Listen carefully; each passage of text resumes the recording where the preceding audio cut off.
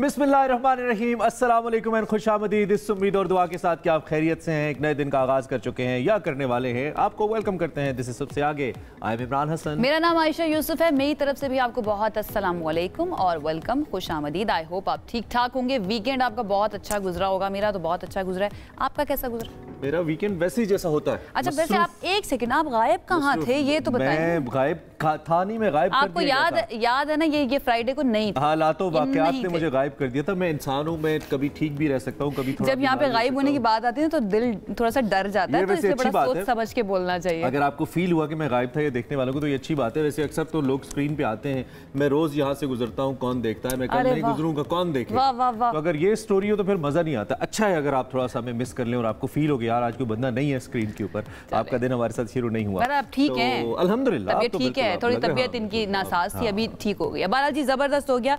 आगाज करते हैं फुल ऑन एनर्जी के साथ। अपनी एनर्जीज लेकर आए हैं, आप ये बताएं।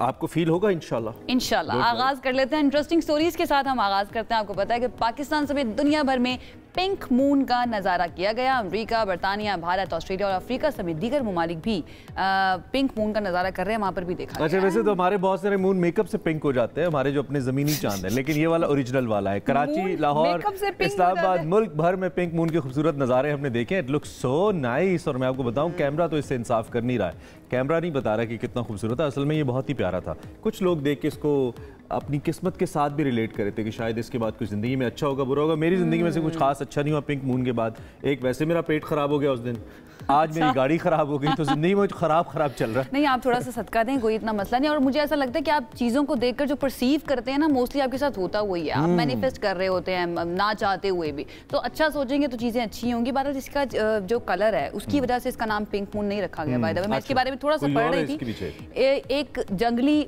पौधा होता है, एक जंगली फूल होता है, उसके नाम पे, क्योंकि वो बाहर के अंदर खिलता है, उसके नाम पे इसका नाम रखा गया है पिंक मून। अच्छा, दैट्स वेरी इंटरेस्टिंग। चलिए, हमारी मालूमात में इजाफा करने का शुक्रिया। लेकिन बहुत सारी चीज़ों पे जैसे इसने असरात डाले हैं, एक और चीज़ पे मस्बत असर पिंक मून डालने वाला है, और वो पेट्रोल और डीजल की कीमतें। ये कौन सी साइंस है भाई? इसके बाद अच्छा असर होगा और कीमतें कम हो जाएंगी, आप देखिए। अरे यार, अल्लाह करे यही हम मैनिफेस्ट करते हैं जी। पेट्रोल और डीजल की कीमतों में 16 अप्रैल से 12 रुपए फी लीटर कमी का इम्कान है। अभी हुई नहीं है, इम्कान जाहिर किया जा रहा है। आलमी मंडी में खाम तेल की कीमत में मुसलसल कमी हो रही है और जरा ये बता रहे हैं कि हुकूमत ने आवाम को रिलीफ फराहम करने पर गौर शुरू कर दिया है। अल्लाह करे ये गौर जो है ना वाकई में फैसले में भी तब्दील हो जाए। हमें इस चीज़ का इंतजार है। आपको पता है वैसे इस वक्त क्या है? वैसे पेट्रोल पहले हमारी एक खबर सही नहीं हुई थी, वो मुझे तो उसका डर है दोबारा ना हो जाए। लास्ट टाइम भी हमने बोला था ना, तो वो ऑल मुझे पता नहीं कि आखिरी मोमेंट पे क्या हुआ हुकूमत के साथ। सारे हमारे जितने रिसोर्सेज हमने तो समझाया था, सब कुछ बताया था, समझाया था, सब रिसोर्सेज कह रहे थे कि ये होने वाला है, लेकिन एंड मोमेंट पे हुकूमत को लगा कि नहीं, अभी गवर्नमेंट की आवाम की जेब से 12 रुपए फी लीटर और निकालने हैं, तो उन्होंने फिर निकाले। अब मेरे ख्याल में बहुत निकालनी है शहबाज साहब, थोड़ी सी ईदी दे दें लोगों के लिए, बड़ी ईद के लिए कुछ दे दें, लोगों ने कुर्बानियां करनी होंगी, तो कम हो जाए तो अच्छा है। तो ये बहुत ही अच्छा है। खैर, बिजली पे भी तो दी है ना, बिजली पे कम किया है। बिल तो आने दो, अभी नहीं, तो बिल नहीं आप पता है उंगली कोई पकड़ाए ना तो वो पूरा बाजू पकड़ लेते हैं, वो वाला हिसाब। प्रॉब्लम पता है क्या है? बिजली, बहुत सारे आप जैसे जो लोग हैं ना, इस ख्याल के साथ कि बिजली की कीमतें कम हो, बजट बढ़ा बैठे हैं, बिल पता है कम ना हो, फिर मसले हो जाए आपको। नहीं, ऐसा कुछ नहीं है, हो जाएगा, कोई मसला नहीं है इंशाल्लाह। हम उम्मीदें जो है ना अपनी पूरी रखी हुई हैं, कम होगा। आलमी मंडी में कम हो रहा है ना, तो कम हो ही जाएगा। अच्छा सोचते हैं इंशाल्लाह अच्छा होगा। आगे बढ़ जाते हैं और वो ये, मैं हर बात से पहले कहूंगा अच्छा। अब आपने ये करना है अच्छा। आपको बताते हैं कि पाकिस्तान सोलर पैनल्स दरामद करने वाला, इंपोर्ट करने वाला दुनिया का सबसे बड़ा मुल्क बन गया है।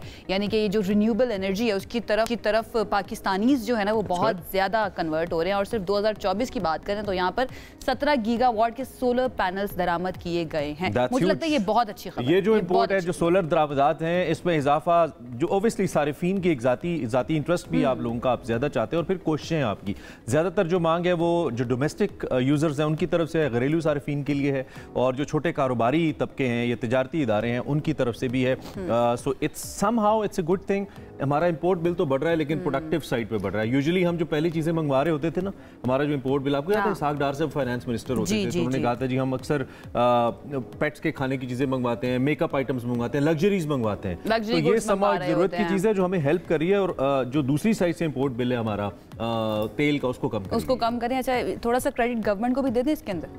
रीजन बताऊं क्यों दे दें, कैसे देंगे? रीजन मैं इसलिए दे रही हूँ कि बिजली की कीमतें इतनी बढ़ा दी हैं कि लोगों ने तंग आके कहा कि भाई हमें अब सोलर पैनल्स लगाने पड़ेंगे, तो उन्होंने सोलर पैनल्स मंगवाने शुरू कर दिए हैं। तो ये एक अच्छी खबर है। आपने जितना परेशान हो चुका है अब बहुत, अब आप आगे नहीं होंगे क्योंकि अब आप आदी हो जाएंगे, अपने हाथ में ले लिया, में आदी कर लिया इस चीज का ना। आगे बढ़ते हैं जी, सिंध की बात करते हैं जहाँ पर पानी की वजह से झीलों और नदियों के पानियों के लिए आने वाले परिंदों की तादाद में नुमायां कमी हुई है। रन ऑफ कच्छ की बात करें तो वहाँ पर इस साल 5,45,000 आबी परिंदे आए हैं, जो कि पिछले सालों की निस्बत बहुत कम है। हाँ, ये 2022 के सैलाब के बाद 2023 में 12 लाख परिंदों की आमद का एक नया रिकॉर्ड कायम हुआ था, अगर आपको याद हो। लेकिन इसके बाद हर साल जो परिंदों की तादाद है इसमें कमी हुई है। मेरे लिए किसी भी अच्छी खबर से ना, यानी कि पेट्रोल कम हो गया, ये इस खबर सबसे बुरी है, जो माहौल हमारा खराब हो रहा है। गुज़िश्ता साल ये तादाद कम होकर तकरीबन 6,43,000 हो गई थी, और रवां बरस अगर बात करें तो ये मजीद कम होकर 5,45,000 हो गई है। और ये मुसलसल डिक्रीज कर रही है, मुसलसल कर रही है। और इसी चीज़ की जो है ना बार बार बात भी की जा रही है। हम नेशनल असेंबली के अंदर बात करें, ये जो इस वक्त पीपल्स पार्टी और गवर्नमेंट के दरमियान जो एक कॉन्फ्लिक्ट चल रहा है नहरों के मामले के अंदर, वो कहते हैं कि ऑलरेडी भाई हमारा बहुत पानी की कमी हो रही है सिंध के अंदर, और जब परिंदे आना कम हो जाए ना तो आपको होता है जिंदगी ऐसा लगता है दूर होती जा रही है। एक इंडिकेटर है कि माहौल दोस्त नहीं है ये जगह जहाँ पे परिंदे नहीं आ रहे। तो हमने इस पे काम करना है। काम कैसे करना है? अपने माहौल को बेहतर करना है, साफ करना है, आलूदगी कम फैलानी है, माहौल दोस्त बनाते हुए हमने परिंदों को और दीगर जितने भी जानवर उनके लिए लिवेबल बनाना है सारे एटमॉस्फेयर को। अब मौसम का चूंकि हम या क्लाइमेट का तस्करा कर रहे हैं तो डेली बेसिस पे हम आपको अपडेट करते हैं, बिकॉज ये शो आपकी सुबह का रिसाला भी है जिसमें हम आपको मुख्तलिफ चीज़ों के बारे में बताते हैं। So somehow it's very important to talk about morning and the weather as well. Weather बहुत हद तक चेंज हो चुका है और अभी ऐसा फील होना शुरू हो गया जैसे जून जुलाई की गर्मियां होती थी ना, अप्रैल में वैसा महसूस होना शुरू हो गया। आगे मौसम कैसा रहेगा? बीच में हमने देखा थोड़ी बारिश भी हुई है, तो अच्छा भी था, फिर आंधी वगैरह भी। बारिश की अभी तक मेरी गाड़ी गंदी है, अभी तक धुलवा ले उसको, उसी की वजह से बजट नहीं है, बिल आएंगे, बिजली से पैसे बचेंगे जो आपने कहा है, फिर धुलवाएंगे। आयशा आपने सोलर लगवा लिया, ये बताएं फिर उसके लिए सोलर लगवाना पड़ेगा, फिर ही पैसे बच सकते हैं आपके। चले जी, अभी अगले पूरा हफ्ता मौसम कैसा रहेगा ये जान लेते हैं। हमारे साथ मौजूद हैं डेप्यूटी डायरेक्टर मेट डिपार्टमेंट के अंजुम नज़ीर ज़ैगम साहब, उनसे जानते हैं। अंजुम साहब, बहुत शुक्रिया ज्वाइन करने के लिए। सबसे पहले तो मैं ये जानना चाहूँगी अगले 24 से 48 घंटों की अगर हम बात करें, कैसा रह सकता है मौसम? यही कंटिन्यू करेगा जो इस वक्त गर्मी चल रही है, थोड़ा ऊपर नीचे हो सकता है? देखें जी, गुज़िश्ता रोज़ से तकरीबन मुल्क भर में एक हीट वेव का सिलसिला शुरू हो चुका है। इसकी वजह जो है वो अपर एटमॉस्फेयर में हाई प्रेशर एरिया की मौजूदगी है और ये सिलसिला जो है तकरीबन इस पूरा हफ्ता जारी रहेगा। इस दौरान सिंध के अक्सर इलाकों में जो है वो शदीद गर्मी देखी जाएगी, जिसमें नवाबशाह, उससे मुल्हिका इलाके, लाड़काना, कंबर शदाद कोट, मौजोदड़ों में टेम्परेचर 48 डिग्री सेंटीग्रेड तक पहुँच सकता है। इसी तरह पंजाब के मैदानी इलाकों, जनूबी पंजाब, वस्ती पंजाब में भी टेम्परेचर जो है वो 45-46 तक जा सकता है।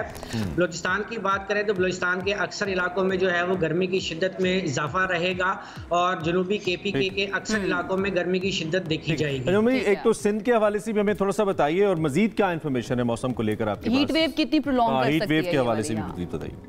देखिए, तकरीबन ये सिलसिला इस पूरे वीक में जारी रहेगा, ताहम 16 तारीख से 18 या 19 की सुबह तक एक मगरबी हवाओं का सिलसिला मुल्क के इंतहाई बालाई इलाकों जिसमें GB, अपर KP, कश्मीर को मुतासर करेगा। और इस बात की तवक्को है कि 18 तारीख को खित्ता पोटोहार बशमूल रावलपिंडी, इस्लामाबाद में भी एक बारिश के इम्कानात हैं। इस मौसम के आते ही ये कुछ दिन के लिए जो गर्मी का सिलसिला है 2 से 4 रोज के लिए सब्सिडाइज हो जाएगा। ताहम आने वाले हफ्ते के दौरान मंगल या बुध से कराची में भी टेम्परेचर्स में इजाफे का इम्कान है। ठीक है, तो अंजुम साहब, इस वक्त जो सिचुएशन है गर्मी की, उसके अंदर हम बेहतरी या थोड़ी सी कमी कब तक देख सकते हैं, या फिर अभी ये इसी तरह से चलेगा और हीट वेव भी चलेगी और फिलहाल इतनी कमी का इम्कान नहीं है टेम्परेचर्स के अंदर? देखें जी, ये जो मगरिबी हवाओं का सिलसिला आ रहा है मुल्क के बालाई इलाकों में, इसकी वजह से कुछ 2 से 3 रोज के लिए जो है सिचुएशन थोड़ी सी सबसाइड होगी। ताहम उसके बाद जब दोबारा स्काइज क्लियर होंगी और दोबारा हाई प्रेशर जो है वो इम्पैक्ट करना शुरू करेगा, तो फिर जो है गर्मी की शिद्दत। और ये पहाड़ी इलाकों की अगर हम बात करें, वहाँ पर क्या सिचुएशन रह सकती है? स्पेशली इस्लामाबाद में कैसा रहेगा मौसम आने वाले दिनों में? देखिए, आने वाले दिनों में इस्लामाबाद में भी गर्मी की शिद्दत में इजाफा होगा, गो के as such likewise heat wave safe तो नहीं होगी, लेकिन टेम्परेचर ज्यादा होंगे। लेकिन 18 तारीख को फिर एक बारिश का सिलसिला जो है इस्लामाबाद को मुतासिर कर सकता है, जिसकी वजह से जो है वो temperature. Thank you very much Anjum भाई, बहुत शुक्रिया हमें आगाह करने के लिए। और हीट वेव के हवाले से वाला थोड़ा सा हमारा कंसर्न है, तो इसमें बेहतर है कि थोड़ा सा एहतियात कर लीजिए और लाइफस्टाइल में थोड़ा सा मॉडिफिकेशन लाई जाए ताकि हीट वेव का इम्पैक्ट इतना ना आए हमारे ऊपर। बहुत ज्यादा जरूरी है। अच्छा जी, आगे बढ़ना है और स्कॉटलैंड आपको लेकर चलते हैं, जहां पर यूनिवर्सिटी की तहकीक के मुताबिक कैसे जाएंगे पालतू जानवर वर्चुअली जाएंगे ना, वर्चुअली लेकर जाएंगे। ये बताया गया है इस तहकीक के अंदर कि पालतू जानवर जो हैं वो इंसानों से बेहतर सोशल मीडिया इन्फ्लुएंसर्स हैं। मुख्तलिफ प्लेटफॉर्म्स जो है ना उन पर इन पालतू जानवरों ने अकाउंट्स बनाए हैं, उनके अकाउंट्स बनाए गए हैं ये कह लें, और उनके फॉलोअर्स की तादाद लाखों में है, यानी कि जो उनके ओनर्स हैं ना उनसे ज्यादा फॉलोअर्स उनके पेट्स के हैं। अच्छा। तो ये अब रिसर्च भी की गई है इसके ऊपर और ये चीज़ प्रूव हो चुकी है। मतलब अगर आप चाहते हैं ना कि आपका भी सोशल मीडिया बहुत ज़्यादा हो, आपके पेट को भी लोग जाने, तो आप अपनी बजाय ना उनका एक सोशल मीडिया अकाउंट बनाएं, मुख्तलिफ सोशल मीडिया वेबसाइट्स के ऊपर। दुनिया के बहुत सारे लोगों की उन इंटेंशंस का भी पता चलता है कि वो जानवरों के ऊपर या उनसे कितना प्यार करते हैं, इंपॉर्टेंस कितनी देते हैं, उनके ऊपर फोकस कितना रखते हैं। और दूसरी बात हमारा भी पता चलता है, मेरे ख्याल में पाकिस्तान का तो कोई सोशल मीडिया के ऊपर कोई जानवर मशहूर नहीं है ना, दुनिया भर में बहुत सारे हैं लेकिन पाकिस्तान में ऐसा कोई नहीं है। तो उसकी बुनियादी वजह शायद यही कि हमारी तवज्जो उस तरफ इतनी नहीं है, हम ज्यादा खुद को प्रेजेंट करना चाहते हैं और खुद हम इस काबिल हैं नहीं कि उतनी ज्यादा तवज्जो समेट सकें, और हमारी जो चीजें मशहूर भी हैं वो भी इतनी काबिल तारीफ नहीं है सोशल मीडिया। इस स्टोरी के बाद मेरे ख्याल से आप लोगों को भी थोड़ा सा इन्फ्लुएंस होना चाहिए अपने पेट्स को इन्फ्लुएंसर बनाने के लिए। अगर आप पेट ओनर हैं तो आप उसका भी एक अकाउंट बना। अच्छा, पाकिस्तान में ये भी लोगों को बहुत होता है ना, लोग अपनी अच्छी चीज चाहे कोई भी चीज हो वो दिखाते कम है, इसलिए कहते हैं नजर न लग जाए कि जी बुरी नजर लग जाती है। अब दुनिया भर में लोग वैसे तो सब कुछ ही दिखाई जा रहे होते हैं, लेकिन ये है कि हम अक्सर इस तोहम परस्ती में पड़ जाते हैं और उसमें भी हमारे मसाइल हो जाते हैं। खैर आगे क्या है, एवरीवन बीट्स। लंदन वाले जो है वो किसी तोहम परस्ती में नहीं है, वो कहते हैं कि हम सब जो है ना वो हेट करते हैं इलॉन मस्क को। एवरीवन हेट्स इलॉन मस्क के तहत लंदन में एक नाकाबिले इस्तेमाल टेस्ला गाड़ी जो है उसको तोड़ा गया और उसके बाद छोटे छोटे टुकड़े करके ना उसको फरोख्त के लिए पेश कर दिया गया। रीजन क्या, जरा ये बताएं। रीजन इसकी ये है कि लोग रजिस्टर करवा रहे हैं अपना एहतजाज कानूनी तरीके से। जो मुंतजमीन है उनका ये कहना है कि ये जो एहतजाजी आर्ट है, यानी कि टेस्ला की तोड़ी गई गाड़ी, इसको लोगों को एलॉन मस्क की जो पॉलिसीज हैं उसके मुतालिक जज्बात के कानूनी इजहार में मदद दी गई है। और आप देखें इस वक्त इनफैक्ट स्क्रीन के ऊपर बहुत सारे लोगों की पसंदीदा गाड़ी भी है। इसने बड़ा एक इनकलाब भी बर्पा किया जब ये आई, क्योंकि इलेक्ट्रिक कार थी और दुनिया की सबसे मशहूर इलेक्ट्रिक कार है। दुनिया के अंदर इलेक्ट्रिक कंपनीज के अंदर सबसे महंगे शेयर्स भी इसी के थे, लेकिन पिछले कुछ अरसे में इसको as we talked about BYD ने इसको थोड़ा सा बीट किया, जो चाइनीज कार मैन्युफैक्चरर है। रीजन क्या है, लोग यहाँ पे क्यों इतना नफरत का इजहार क्यों कर रहे हैं? बिकॉज़ ऑफ एक तो एलोन ने रिसेंटली कुछ उसकी जो मूव्स हैं उस वजह से आई बिलीव, इस वजह से तो नहीं कि वो ट्रम्प का बहुत ज्यादा साथ दे रहे हैं, ट्रम्प की पॉलिसीज पूरी दुनिया में। यूएस को लेकर एलोन के 2-3-4 मशवरे ऐसे हैं, जैसे उन्होंने कहा कि आप फ्ला ऑर्गेनाइजेशन से भी निकल जाएं, आप यूनाइटेड नेशन से निकल जाएं, सिक्योरिटी काउंसिल से निकल जाएं। तो उनको लगता है कि यूनाइटेड स्टेट्स की वजह से दुनिया की वजह से स्टेट्स नहीं है। तो बहुत सारी ऐसी पॉलिसीज हैं जिससे खुद अमेरिकन भी अब कन्विंस नहीं है। तो इस वजह से शायद एक एहतजाज का तरीका दुनिया भर में, और मुझे लगता है कि इसमें तेजी आएगी वक्त के साथ साथ। लग ऐसे रहा है क्योंकि अब ये टैरिफ वाली नई ट्रेड वॉर जो शुरू हो चुकी है, इसके ऊपर हम एक बात भी करेंगे, इसके ऊपर हमें सेगमेंट भी करना है। उसने बहुत ज्यादा इन्फ्लुएंस किया लोगों को। एक और चीज मैंने फील की है, गाड़ी है बड़ी मजबूत, तो कहीं ये प्रमोशन तो नहीं है कि गाड़ी तोड़ रहे और उस पर डेंट नहीं पड़ रहा है, तो कहीं ना कहीं उसकी एडवर्टीजमेंट हो रही है कि देखिए कितनी मजबूत गाड़ी है। मुझे लगता है कि एडवर्टीजमेंट की जरूरत है इस वक्त पूरी दुनिया में। टेस्ला ब्रांड बन चुका है, जरूरत तो है, बहुत बड़ी कंज्यूमर मार्केट है जो कि डाइवर्ट हो रही है चाइना की तरफ, तो उसको दिखाने के लिए कि नहीं हम ज्यादा मजबूत है, हो सकता है। लेट्स सी, इंतजार कर लेते हैं जी, देख लेते हैं। आगे बढ़ते हैं। सोशल मीडिया का दौर है और इस वक्त जर्मनी से एक वीडियो जो है वायरल हुई है जिसमें देखा जा सकता है कि पुराने टेलीफोन बूथ को एक छोटी सी लाइब्रेरी में तब्दील कर दिया गया है। आपको याद है ना, मैंने अक्सर ये तो वैसे पिक्चर्स में ही देखे हैं इस तरह के फोन बूथ्स, लेकिन बहुत ही खूबसूरत किसी ने ये आइडिया जो लगाया है, क्रिएटिविटी। शाहरुख खान वाइब आपको आती है, छल्ला की लबदा फिरे टाइप, छल्ला की लबदा फिरे। इसके अलावा लंदन आई के सामने या लंदन की गलियों में ऐसा कुछ, ऐसी वाइब आ रही है ना आपको? आ रही है, बिल्कुल आ रही है। लेकिन ये है कि किसी का बहुत अच्छा आइडिया है कि अभी ये इस्तेमाल तो हो नहीं रहा, तो यहाँ पर बुक्स रख दी जाएं सो दैट जो बस स्टॉप पे जो खड़े हुए लोग इंतजार कर रहे होते हैं ना, वो अपना टाइम अच्छे से स्पेंड करें। अब अपने साथ लेकर नहीं जानी है अपने ये बुक्स ना, पढ़ने के बाद आपने यहीं पे रख देनी है। आइडिया अच्छा है, लेकिन हमने कोई अच्छा आइडिया चोरी नहीं करना, बेफिक्र है। क्यों नहीं करना?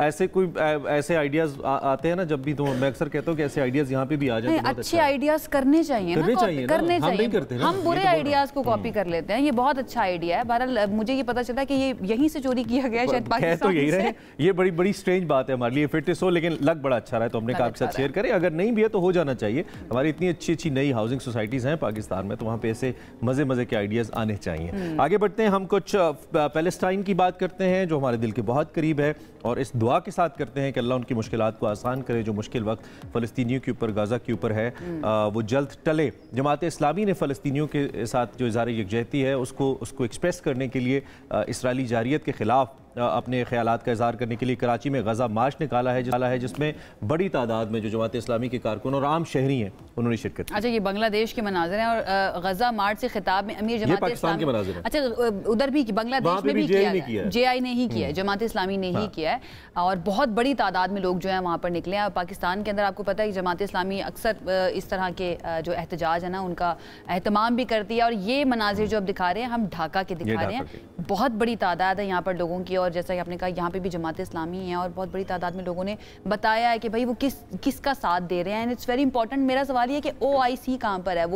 वो तंजीम जो कि बेसिकली पूरी दुनिया के मुसलमानों की आवाज़ उठाने के लिए, रिप्रेजेंट करने के लिए बनाई गई थी, वो तमाम ममालिक कहाँ पर है? क्यों हालात जो है तब्दील नहीं हो रहे? गजा को खत्म कर दिया गया है, फ़लस्तीन की सिचुएशन हमारे रोज़ बता रहे हैं। और मेरे ख्याल में this is the right way to protest, जिसमें आप कानून को हाथ में ना लें, लेकिन आप बाहर निकलें, आप इज़हार रहें, आप अपने स्लोगन्स दुनिया तक पहुँचाएं। और जो ओवरसीज़ पाकिस्तानीज़ हैं या ओवरसीज़ बांग्लादेशीज़ हैं या इंडियंस हैं, क्योंकि it's all about humanity, it's not about a religion, तो उनको ज़्यादा बाहर निकलना चाहिए। आई बिलीव सड़कों पे आके, जैसे अक़वाम मुत्तहिदा का दफ्तर है या बड़े बड़े ऑफिसेज हैं या वाइट हाउस है, वहाँ पे आके they can express their opinion कि वो इस मामले में कैसे प्रोटेस्ट कर सकते हैं। तो इसका असर अल्टीमेटली दुनिया पे हो सकता है। इससे पहले हम उस तरह मुअस्सर नहीं रहे जितनी बड़ी तादाद हमारी दुनिया के अंदर। ये मुअस्सर होने की बात करी थी कि हमारे तो एहतजाज भी अब ऐसे हो गए हैं कि कोई इम्पैक्ट ही नहीं होता है, कोई नोटिस ही नहीं किया जाता। अब ये एहतजाज जो है इसको नोटिस किया गया है ना, हम भी कवर कर रहे हैं, इसके अलावा इसको इंटरनेशनल मीडिया जो है उसने भी कवर किया। तो इट इज़ वेरी इंपॉर्टेंट कि इसके ऊपर बार बार बात की जाए।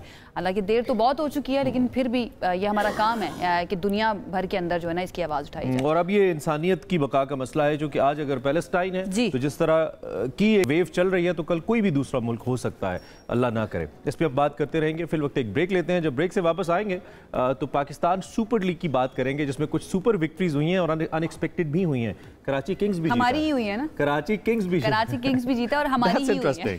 एक ब्रेक के बाद बात करते हैं।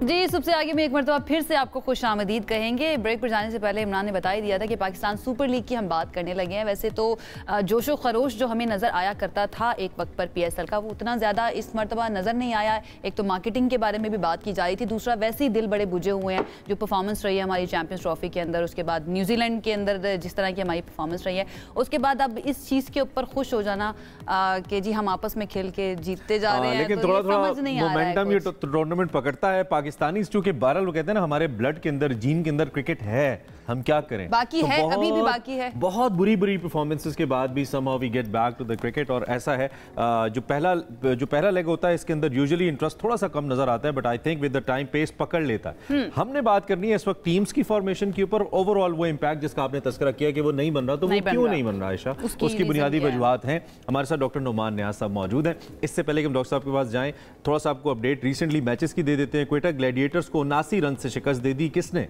PSL मैच के अंदर जबरदस्त फतह किसकी हुई है? जबरदस्त फतह हुई है। लाहौर कलंदर्स की धुआंधार परफॉर्मेंस रही है। क्वेटा ग्लैडिएटर्स को लाहौर कलंदर्स ने पहले मैच में हार गए थे। क्या बात है। हदफ का ताक़ुब में ग्लैडिएटर जो है वो पूरी टीम 140 रन पर ढेर हो गई।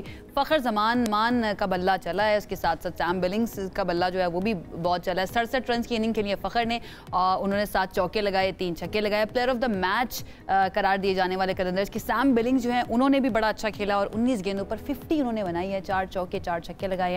साइम अयूब जो है उनकी भी वापसी हुई है, उन्होंने आगे साथ ही 50 की है। बाबर आजम जो है ना वो अगेन 0 पर आउट, सिर्फ 2 बॉल्स फेस कर सके। ये ताज़ा मोटा हमने आपको अपडेट्स दे दिए हैं क्या सूरत हाल चल रही है। डॉक्टर साहब इस डॉक्टर साहब हाउ आर यू? कैसे आप? ठीक ठाक हैं? बिल्कुल ठीक ठाक। मैचेस देख रहे हैं आप? हाँ, मेरी तरह हाइलाइट्स पे गुजारा? नहीं, हमें देखना पड़ता है, मजबूरी है टॉक अबाउट इट। बट एक बहुत पेन्सटेकिंग काम है, बहुत हर्टफुल है और बहुत अफसोस होता है कि एक बना बनाया प्रोडक्ट हमने तबाह कर दिया, that is Pakistan super league. How you call it तबाह कर दिया? यार मैं आपको फ्रैंकली बताता हूँ कि इनिशियली ना एक सलमान सरवर भट्ट होते थे, a fantastic guy, was a banker. उन्होंने T20 क्रिकेट को पाकिस्तान में डोमेस्टिक को रिजुविनेट किया था, बैंक स्पॉन्सरशिप्स के साथ वो लेके आए थे, and it was quite, it caused quite a stir, यानी कि क्राउड भरा होता था। Okay.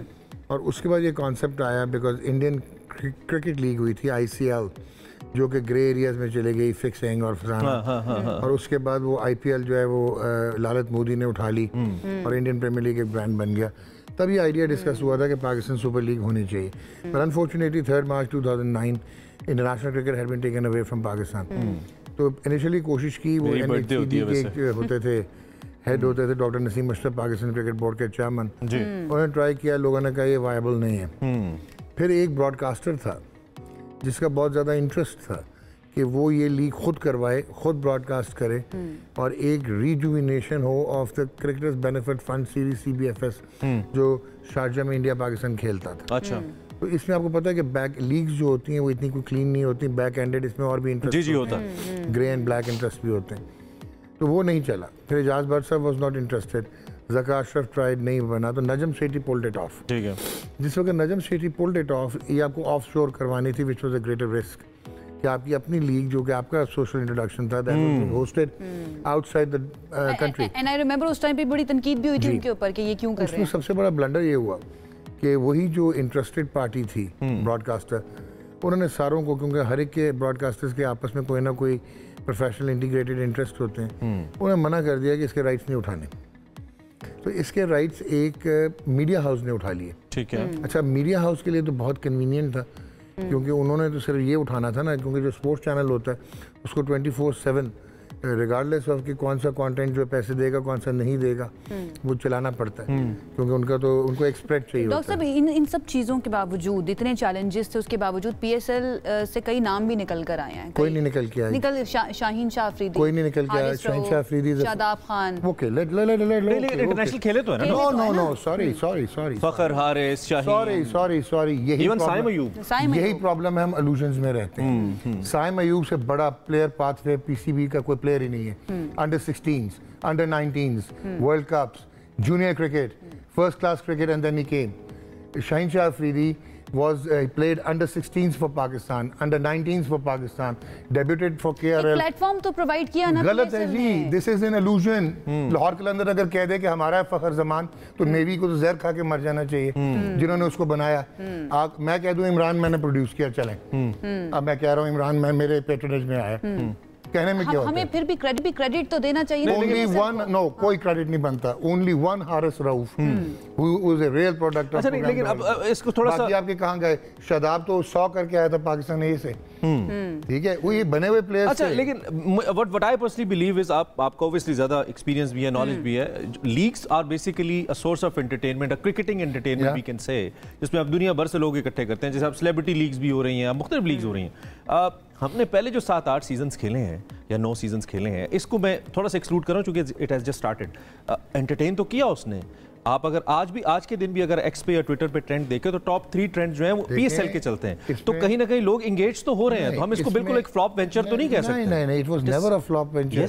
मैंने अभी आपको शुरू करते हुए कहा था मुझे अफसोस होता हमने क्या बना दिया। पहले 5 season it was an absolute success, amazing success. It was number 2 league in the world. ये बिग बैश से बेहतर थी। रेटिंग तो डिस्टर्ब हो गई। ये बिग बैश से बेहतर थी, क्योंकि आपने फाइनेंशियल आउटलेट नहीं बढ़ाया। आपके वो सोए होते हैं जो 6 फ्रेंचाइज ओनर्स हैं, वो एंड में उठते हैं और बोर्ड भी एंड में उठता है। वेयरएज फ्रेंचाइज क्रिकेट या franchise sports versus club sports में फ़र्क है।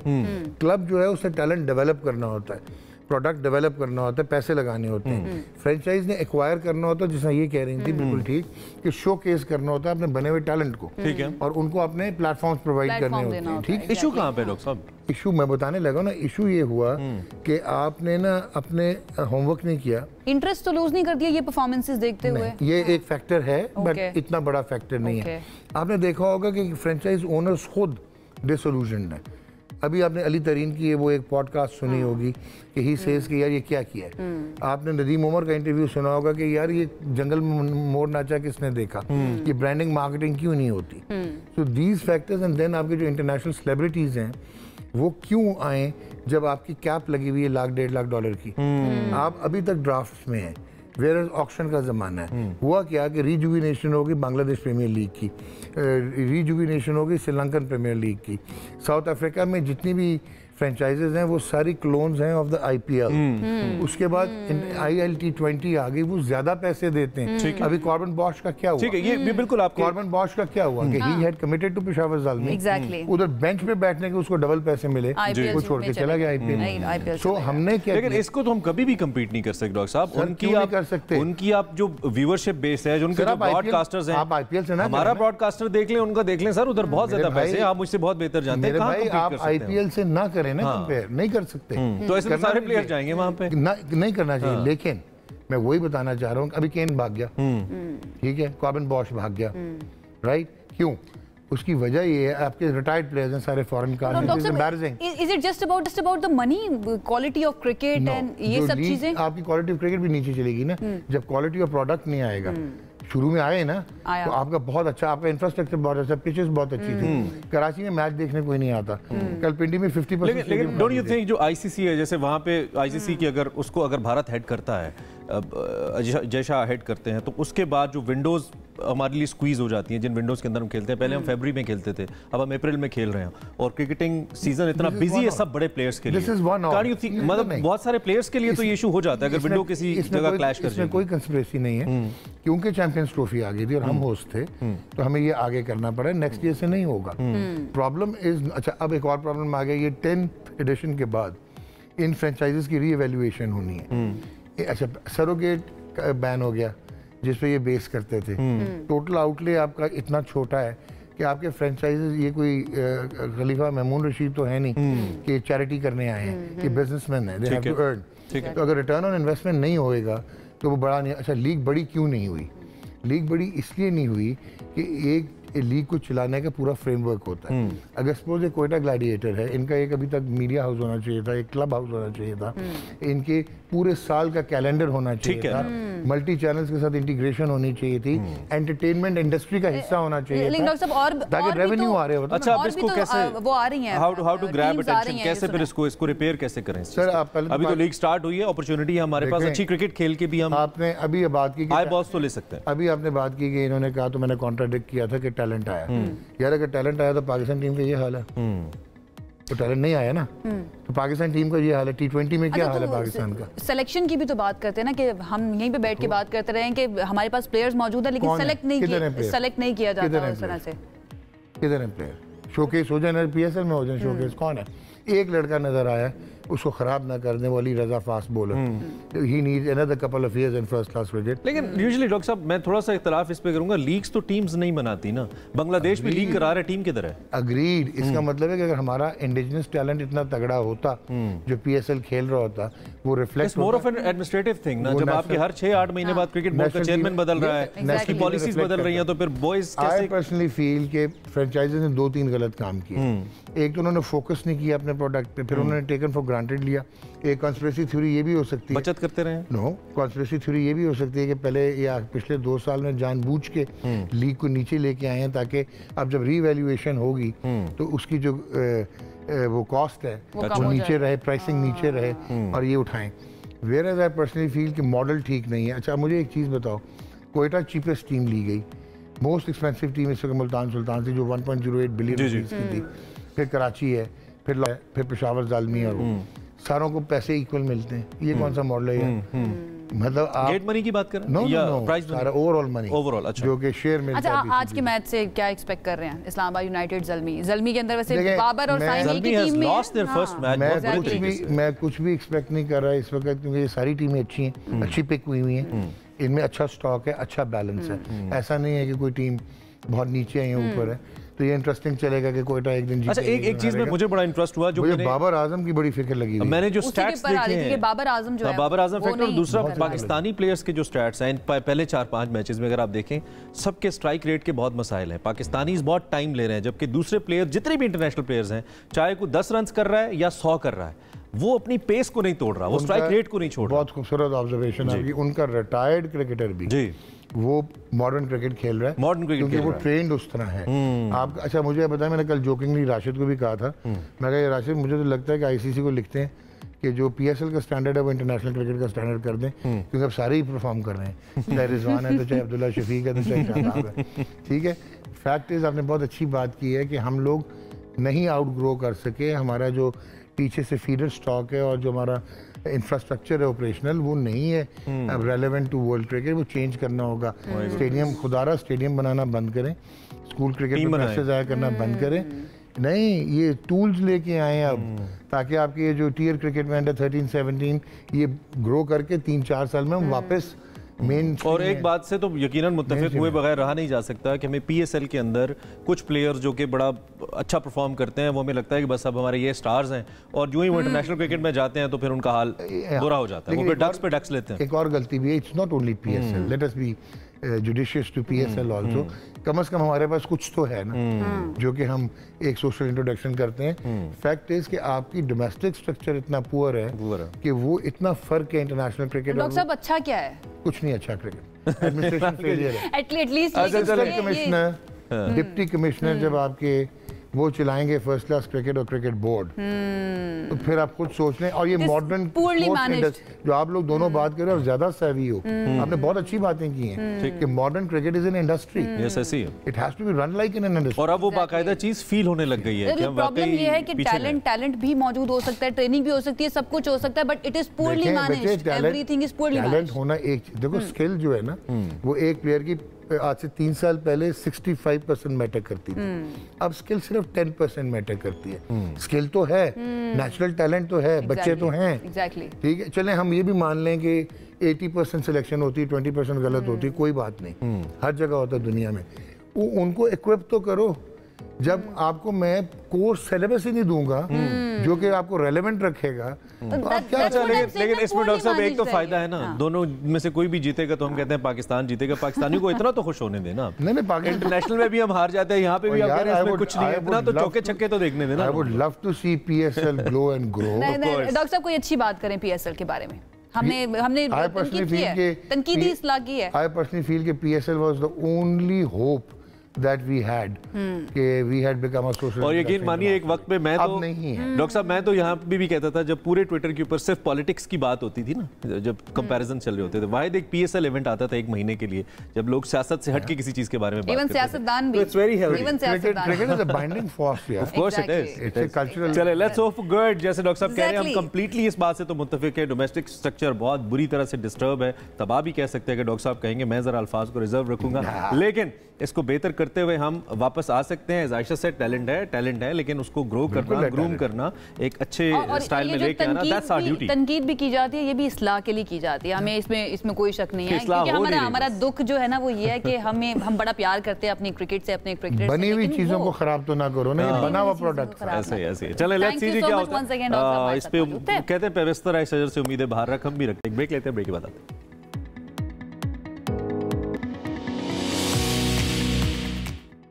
Welcome back. बात करेंगे कुछ पॉलिटिक्स के हवाले से। खेल के अंदर तो बड़ी तंदो तेज बातें हो गई, यूजुअली ऐसी बातें वैसे पॉलिटिक्स में किया करते हैं, पॉलिटिक्स में जैसी आज खेल में हो गई। सो खैर चले आगे बढ़ते हैं। सियासत आ गई है ना खेल के अंदर, सियासत आ गई है, चलिए सियासत में खेल आ गया। हाँ, ये भी कह सकते हैं। हुक्मरान जमात जो है नून लीग, उसने पीपल्स पार्टी से कौमी असम्बली में कुछ इंपॉर्टेंट कानून साजी के लिए ताउन और हिमायत मांगी है, जबकि पीपल्स पार्टी ने कहा है कि फिर नहरा नहीं बनानी है, नहरें बनाने का जो मनसूबा है वो वापस ले लें और फिर हम आपके साथ ताउन करेंगे। दिस इज हाउ कुछ ले कुछ दे से पॉलिटिक्स होती है।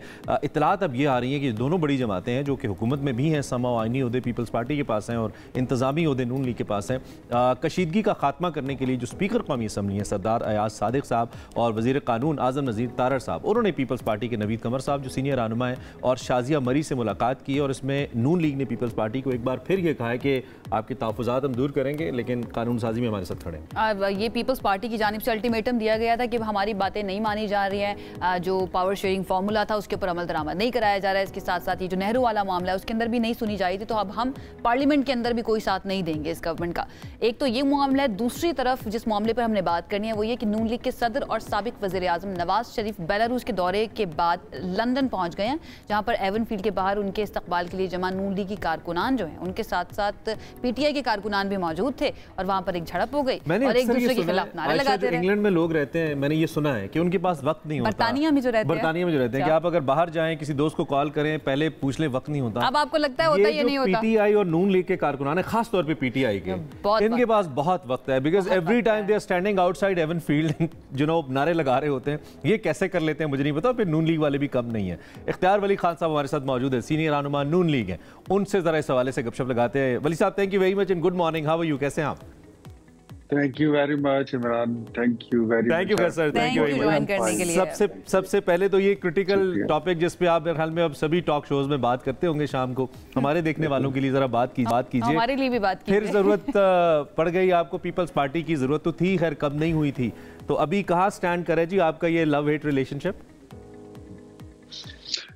अच्छा, ये मैं इस पे इस तरह कमेंट कर चुका हूँ, तकरीबन दर्जनों टॉक शोज में मैं ये बात कर चुका हूँ कि ये जो इत्तेहाद है ना पाकिस्तान पीपल्स पार्टी का और मुस्लिम लीग नून का, ये कोई ये सेकंड ईयर या थर्ड ईयर के लोगों ने बनाया नहीं है।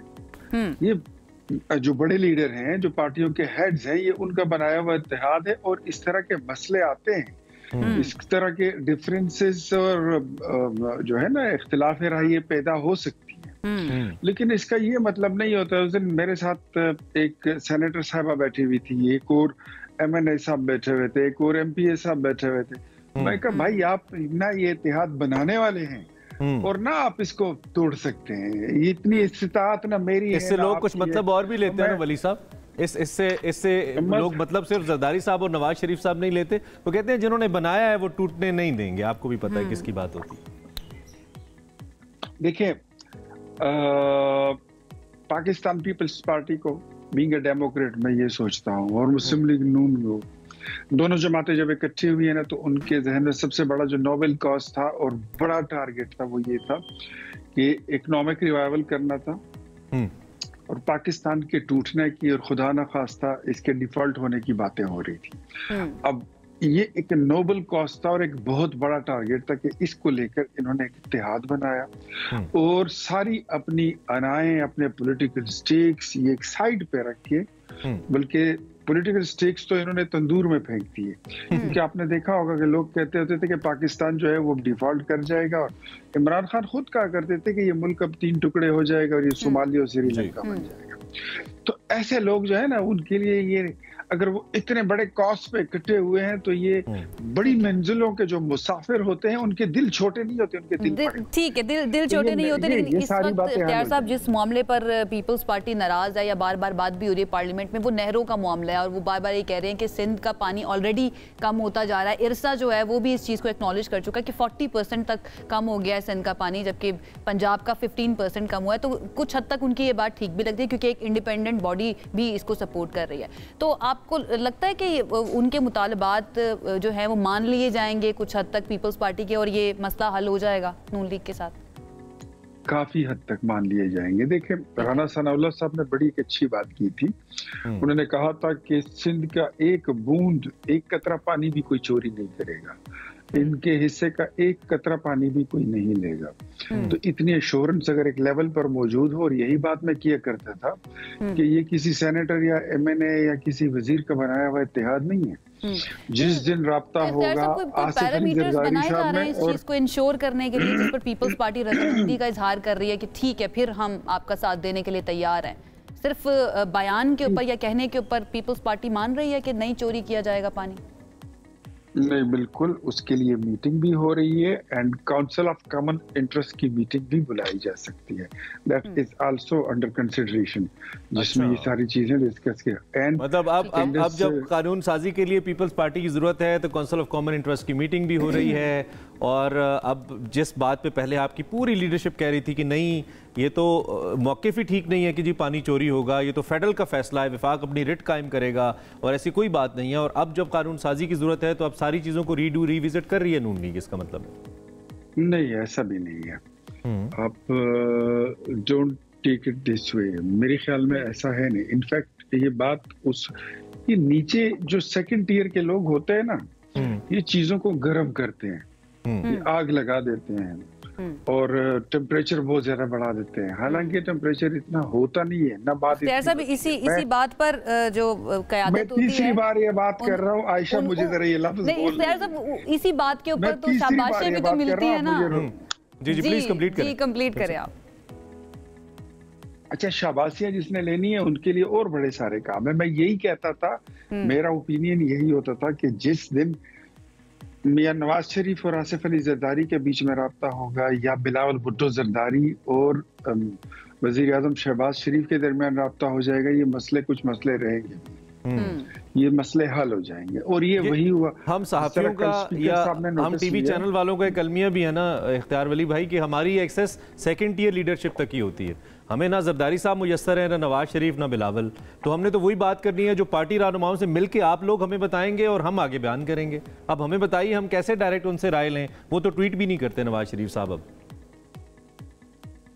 आपको जब भी उनका इंटरव्यू करना होगा, मियां नवाज शरीफ साहब जो है तो वो बहुत बड़े लीडर हैं और वो इस वक्त एक और पोजीशन उन्होंने संभाल ली है कि वो अपनी पार्टी को मरकज में, अपनी हुकूमत को पंजाब में, अपनी हुकूमत को और दीगर सूबों में अपने इत्तेहादियों के साथ वो अपनी जो एक अलाइनमेंट है उन्होंने रखी हुई है। और जितना काम इस मुल्क में शहबाज शरीफ की हुकूमत या डायरेक्टली पंजाब हुकूमत कर रही है, मियां नवाज शरीफ साहब उसको डायरेक्टली सुपरवाइज कर रहे हैं। और जब आपकी जिस तरह आपने सुना भी होगा कि वो अब आकर खैबर पख्तूनख्वा, बलूचिस्तान, सिंध और पंजाब समेत वो इवन कश्मीर समेत वो सारे मामलात को खुद देखेंगे। मैं वैसे खुश हो गया था, मुझे लगा आप कहने लगे जब भी इंटरव्यू करना हो मुझे बताइएगा, मैं वक्त लेके दूंगा। मैं खुश हो गया था कि हम एक वन ऑन वन इंटरव्यू में एक नाश्ता कर लें हम दोनों। आप दोनों बहुत बेसब्रे हैं, मैं बात यही करने लगा था। अच्छा, मैं यही करने लगा था कि जैसे वो एक्टिव हो जाएंगे ना, ठीक है, आप दोनों का मैंने प्रोग्राम करा देना है सर। ये लॉक करें, बस ये हमने ना महफूज कर लिया अपने अच्छा, हम क्योंकि मियां साहब की बात कर रहे हैं, वापसी हमें आहिस्ता आहिस्ता नजर आ रही है उनकी अमली सियासत के अंदर। ये भी कुछ 2 दिन पहले पता चला है कि अब वो कोई जलसे वगैरह भी करेंगे, फिर बलूचिस्तान जाने का भी उनका इरादा है, वहां पर भी किरदार अदा करेंगे। तो जरा इसके बारे में बताएं कि व्हाई दिस टाइम, ये इस वक्त को क्यों चुना गया है? उनको लगता है कि इतनी अब सिचुएशन कंफर्टेबल हो गई है कि वो दोबारा से वापस आए और सियासत शुरू करें अमली तौर पे? नहीं आयशा, देखें, जब इलेक्शन हो जाता है ना तो उसके बाद पॉलिटिकल लीडर्स के करने के जो मतलब या फिर हुकूमत बन जाती है, एक वजीर आजम बन जाता है, एक उसकी कैबिनेट बन जाती है, फिर परफॉर्म उन्होंने करना होता है। पॉलिटिकल पार्टी जो है हमेशा आपने देखा होगा वो साल डेढ़ के लिए कम से कम, कभी कभी तो 2-2.5 साल के लिए डॉर्मेंट में चली जाती है। मैंने तो देखा है, पीपल्स पार्टी को भी देखा, हमने जेयूआई को भी देखा, हमने पीटीआई को भी देखा, और मुस्लिम लीग में भी ऐसा ही होता है। मतलब आज इलेक्शन हो गया और 2 महीने बाद आप कह रहे हैं कि नवाज शरीफ किधर है, नवाज शरीफ क्यों नहीं आ रहा, इंटरव्यू क्यों नहीं दे रहा, वो जलसा क्यों नहीं कर, किस लिए जलसे करें? मुल्क में इलेक्शन हो तो वो जलसे करें, मुल्क में कोई पॉलिटिकल एक्टिविटी हो तो तब तो हम पहले तो इसलिए सर पूछते थे कि नवाज शरीफ साहब ने पूरी कैंपेन खुद को बतौर चौथी बार प्राइम मिनिस्टर के तौर पे की थी ना, और शहबाज शरीफ साहब खुद जलसों में कहते रहे कि हमने नवाज शरीफ को प्राइम मिनिस्टर बनाना है। पार्टी जीत गई, पार्टी गवर्नमेंट में आ गई, मियां साहब पीएम नहीं बने, तो फिर हम थोड़ा परेशान हुए कि मियां साहब किधर गए। आखिरी मामले पे वक्त बदल गया, मतलब वो जज्बात बदल गए, तो हम फिर देखते रहे कि मियां साहब किधर गए। तो वो हमने तो मेंटली तौर पे देख लिया था, हमारा थोड़ा सा कंसर्न हुआ था, अदरवाइज तो चीजें ठीक थी, हम इतने परेशान नहीं थे इस बात पे। मियां साहब का फैसला है वो जिसको बनाए। आयशा, वैसे मैं आपके जज्बात की भी कदर करता हूँ, लेकिन मैं आपको एक बात बताऊं कि ये जो मियां नवाज शरीफ साहब है ना, उन्होंने इलेक्शन से पहले भी ये बात कह दी थी कि अगर वाज़ेह अक्सरियत नहीं मिली तो फिर हम हुकूमत बनाने पर सोचेंगे कि मतलब फिर मैं वजीर आजम बनूं या ना बनूं। वो एक कमजोर हुकूमत, और वो उन्होंने ये भी, अगर उनके अल्फाज आपको याद हो तो ये भी कहा था कि खुदा का खौफ करें। अगर इतनी वीक गवर्नमेंट होगी तो अभी लगता है आपको एक मजबूत हुकूमत है, अगर उन्होंने ये फैसला किया कि वो खुद नहीं आते हैं बतौर वज़ीर आज़म और उन्होंने शहबाज शरीफ साहब को बना दिया, तो ये इसलिए बनाया कि मजबूत हुकूमत नहीं थी, तो हम ये समझे कि इस वक्त मजबूत पोजीशन में नहीं है हुकूमत क्योंकि एक इत्तेहादी हुकूमत है। इनफैक्ट हुकूमत बनने के बाद हमने ऑफर की थी, पाकिस्तान पीपल्स पार्टी ने ऑफर की थी पाकिस्तान तहरीक इंसाफ को कि आप हुकूमत बना लो, और मुस्लिम लीग नून ने ऑफर की थी पाकिस्तान पीपल्स पार्टी को कि हम हुकूमत नहीं बनाते, आप बना रहे। बाद में फिर इत्तेहादियों ने और पाकिस्तान पीपल्स पार्टी ने हमारे साथ ये फार्मूला बनाया कि नहीं, आपकी मेजॉरिटी हमसे ज्यादा है, आप हुकूमत बनाएं, हम आपके साथ मिलकर चलेंगे, हम आईनी ओहदे ले लेते हैं। और उन्होंने फिर आईनी ओहदे लिए, और मियां नवाज शरीफ साहब जो थे वो उस वक्त खुद बैकफुट पर चले गए। उन्होंने कहा कि फिर मैं खुद ड्राइविंग सीट पर नहीं बैठूंगा। ठीक है, चलिए अब टाइम मेरे पास कम है। एक बड़ा अहम नुक्ता इसी पॉइंट पे आ जाता है कि पीपल्स पार्टी ने पीडीएम के अंदर भी लीड आपको दी, शहबाज शरीफ साहब आए और पीडीएम ने आपकी जो पॉलिटिकल साख है, पीडीएम गवर्नमेंट ने बड़ा हर्ट किया उसको। प्राइम मिनिस्टर खुद कन्फेस कर चुके हैं इस बात को कि हमने सियासी साख को दाव पे लगाया कौमी मामलात को लेकर। फिर इस हुकूमत के अंदर भी पीपल्स पार्टी फ्रंट फुट पे नहीं आई, आईनी ओहदे रखे, सदर, चेयरमैन सेनेट, सब कुछ, लेकिन फ्रंट फुट पे नहीं आए। लेकिन अब जब हालात थोड़े से बेहतर लग रहे हैं, इकोनॉमी थोड़ा टेक ऑफ कर रही है, सूरत हाल पॉजिटिव है, इतनी बुरी नहीं है, तो अब पीपल्स पार्टी का क्या ख्याल है? कहीं उनसे कोई गलत फैसला हुआ? आपके तो दोस्त हैं, बैठते हैं आप उनके साथ, ये मुतमईन है वो इस सारी सूरत हाल पे? कुछ हद तक तो वो सेफ भी है ना, वो ये कह सकते हैं कैंपेन के अंदर के हमारे फैसले नहीं थे। देखिए, आपके पास ऑप्शन कितने हैं, या आप हुकूमत में बैठेंगे या आप अपोजिशन में बैठेंगे। अगर आप हुकूमत में बैठ जाएं तो आपकी पोजीशन और ज्यादा वाइब्रेंट हो जाएगी और खुलकर सामने आ जाएगी। अदरवाइज आप खुद को हुकूमत से अलग नहीं करार दे सकते, क्योंकि प्रेसिडेंट हाउस में आप बैठे हैं तो आप मुस्लिम लीग नून की वजह से बैठे हैं। आप अगर कौमी असम्बली में एज ए डिप्टी स्पीकर बैठे हैं, आप चेयरमैन सेनेट बनकर बैठे हैं, आपकी पंजाब बलूचिस्तान में आपसे हमारी मेजॉरिटी ज्यादा थी और हमने हुकूमत वहां आपको चांस दे दिया कि आप अपना चीफ मिनिस्टर ले आइए। खैबर पख्तूनख्वा में वेयर देयर इज आपके मतलब आपसे ज्यादा हमारे स्टेक्स हैं, हमने वहां गवर्नरशिप आपको दे दी। हमने सिंध की गवर्नरी लेके हमने अपने दूसरे इत्तेहादी एमक्यूएम को दे दी है। तो इसका मतलब ये है कि हम जेवी में हैं, हम एक कोalition में हैं। हाँ, ये हमारी कोशिश भी थी और ख्वाहिश भी थी और अब भी है कि पाकिस्तान पीपल्स पार्टी वो आए और वो हमारे साथ कैबिनेट में भी बैठे। हमारी तो दुआ जो है ना इख्तियार साहब, फिर वो यही है कि ये जो जेवी है इस वक्त नून लीग और पीपल्स पार्टी का, वो पाकिस्तान के हक में फ़ायदा मंद साबित हो। हमेशा यही दुआ करते हैं, आगे भी यही करेंगे। बहुत शुक्रिया आपका वक्त देने का। वली खान साहब हमारे साथ मौजूद थे, नून लीग का मौक़िफ़ हमारे सामने रख रहे थे। पीपल्स पार्टी का कयास था ना कि वो फ्रंट फुट पे ना आके और उस चीज़ से बच जाएगी, इनके इस कामयाबी ना हुई, तो वो कयास गलत है। लोगों को पता है कि इत्तेहादी हुकूमत ही है, एक दूसरे के साथ चल रहे हैं। इंतजार करते हैं, इंतजार करेंगे इलेक्शन का, फिर पता चलेगा कि जो आवाम है उन्होंने कैसे परसीव किया तमाम जमातियों को। दूरस्त एक ब्रेक लेते हैं जी, वो करीबस्त साथ रहिए।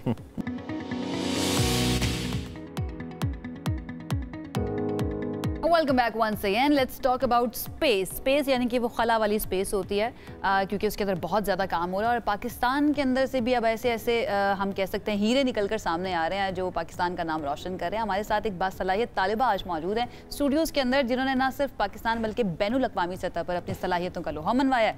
National university of sciences and technology से इनका ताल्लुक है, बायो इन्फॉर्मेटिक्स में मास्टर्स कर रही हैं। अलविया बतूल की मैं बात कर रही हूँ, नासा के अंदर उन्होंने पाकिस्तान का नाम रोशन किया। नासा का जो ह्यूमन रिसर्च प्रोग्राम है उसकी वर्कशॉप में अपनी रिसर्च पेश करने का एजाज़ इनको हासिल हुआ। इनकी जो तहकीक है उसका मरकज़ एक मसनूई ज़हानत पर मबनी एक असिस्टेंट की तख्लीक है जो खलाई मुसाफिर जितने भी हैं उनकी सेहत और तहफ़्फ़ुज़ को यकीनी बनाने के लिए स्पेस मेडिसिन के हवाले से काम करता है और it works like an AI assistant, chat GPT की तर्ज पर यह काम करता है। जो नासा के मुख्तलिफ रहनुमा उसूल हैं उसके मुताबिक अहम मालूमात फराहम करता है। इनकी रिसर्च को एक्नॉलेज किया गया, इन्होंने प्रेजेंट किया वहाँ पर, उनका एक्सपीरियंस कैसा रहा और फ्यूचर में इनके क्या प्लान्स हैं, इसी पर हम बात करते हैं। सच एन ऑनर कि नासा के अंदर अपने आप को और पाकिस्तान के नाम को रिप्रेजेंट किया। Thank you very much for joining us, Olivia. How are you? I'm good. Olivia. Yes. Olivia. Thank you very much once again and congratulations for the achievement that you had. How it happened?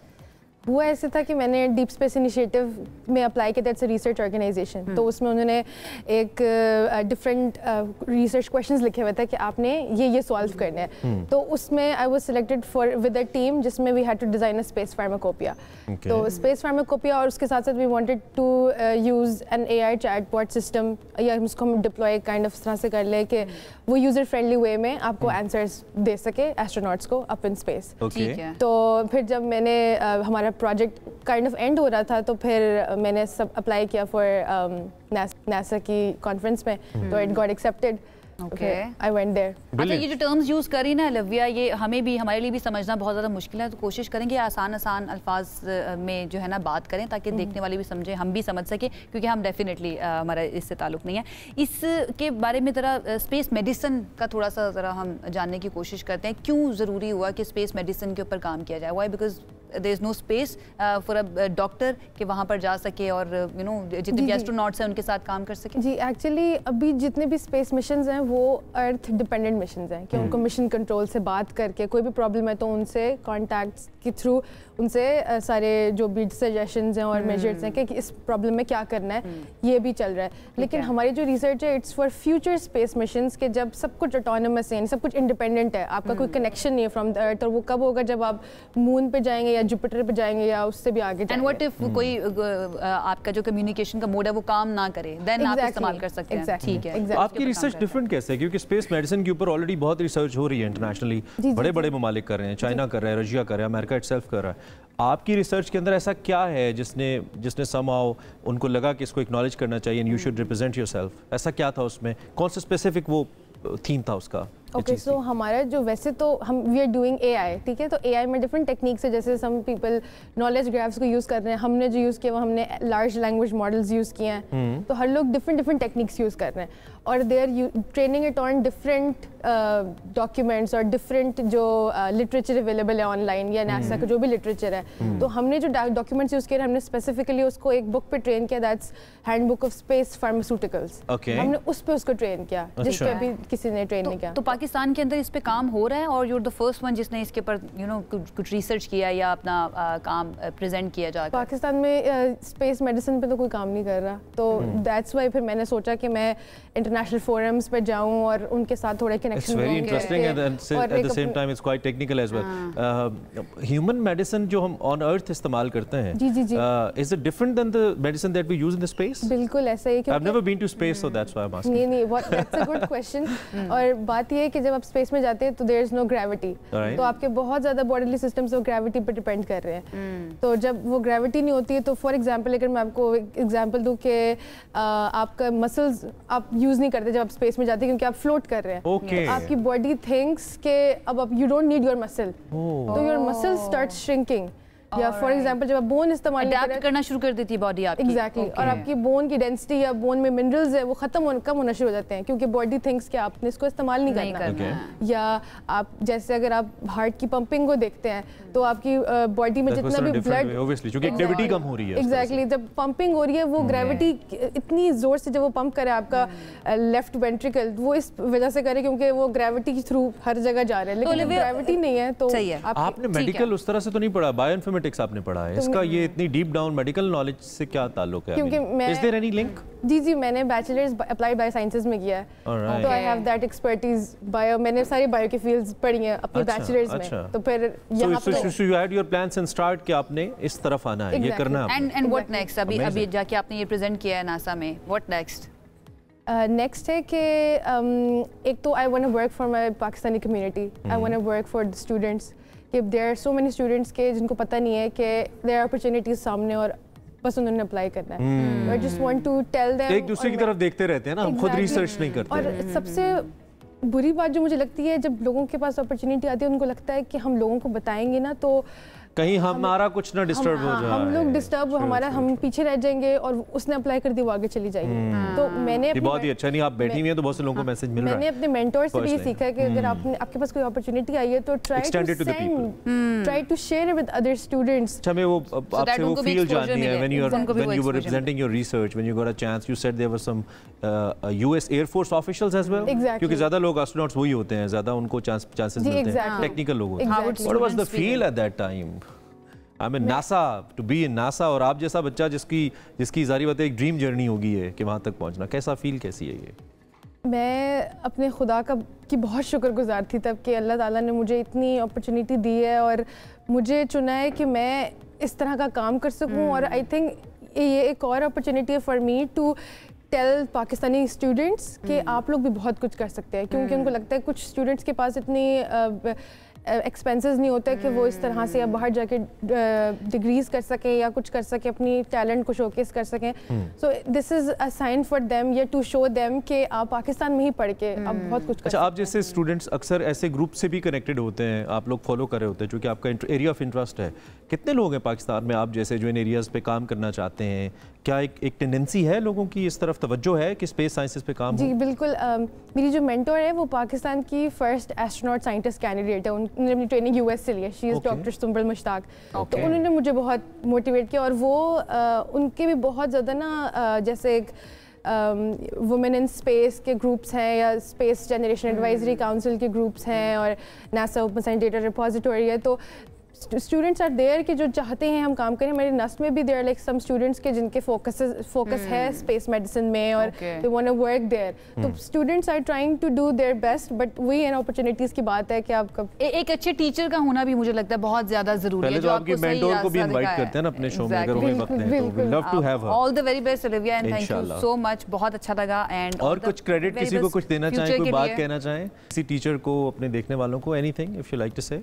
मैं तो अपने खुदा को सबसे पहले credit दूंगी कि उन्होंने मुझे ये समझा या मुझ में इतनी सलाहियत, उन्होंने कहा कि मैं आपको इस तरह से काबिल बनाया एग्जैक्टली। और फिर मैं अपने घर वालों को, अपने जिनको मैं मानती हूँ, अहले बैत को, रसूल अल्लाह को, मैं सबको क्रेडिट देना चाहूँगी कि उन्होंने मुझे इतना लायक जाना कि मैं इस तरह से इंस्पिरेशन लोगों के लिए। तो वैसे ये जो स्पेस साइंसेस इसको पढ़ना स्पिरिचुअलिटी को भी हेल्प करता है? You seems a bit more religious, ऐसा लगता है मुझे। उसको भी हेल्प करता है, कहीं कनेक्ट होते हैं, आप ज़्यादा खुदा के करीब होते हैं, ऐसा होता है? दैट्स सो ट्रू, क्योंकि जब अगर आप गैलेक्सीज को देख रहे हैं, आप देख रहे हैं कि अर्थ, अगर आप बाहर निकले, अर्थ एक डॉट भी नहीं है और उसमें भी और गैलेक्सीज तो आप देखते हैं कि अल्लाह ताला की कितनी कैसी and we kill humans for a small piece of land on this earth, जिसकी खुद अहमियत अपनी एक डॉट जितनी भी नहीं है पूरी गैलेक्सी और का यूनिवर्स के अंदर। बहुत डीप डाउन डिस्कशन है और बहुत मजा आता है मुझे करने में। और thank you very much, time कम है, so nice to being with us. आप इंस्पिरेशन ले सकते हैं जी।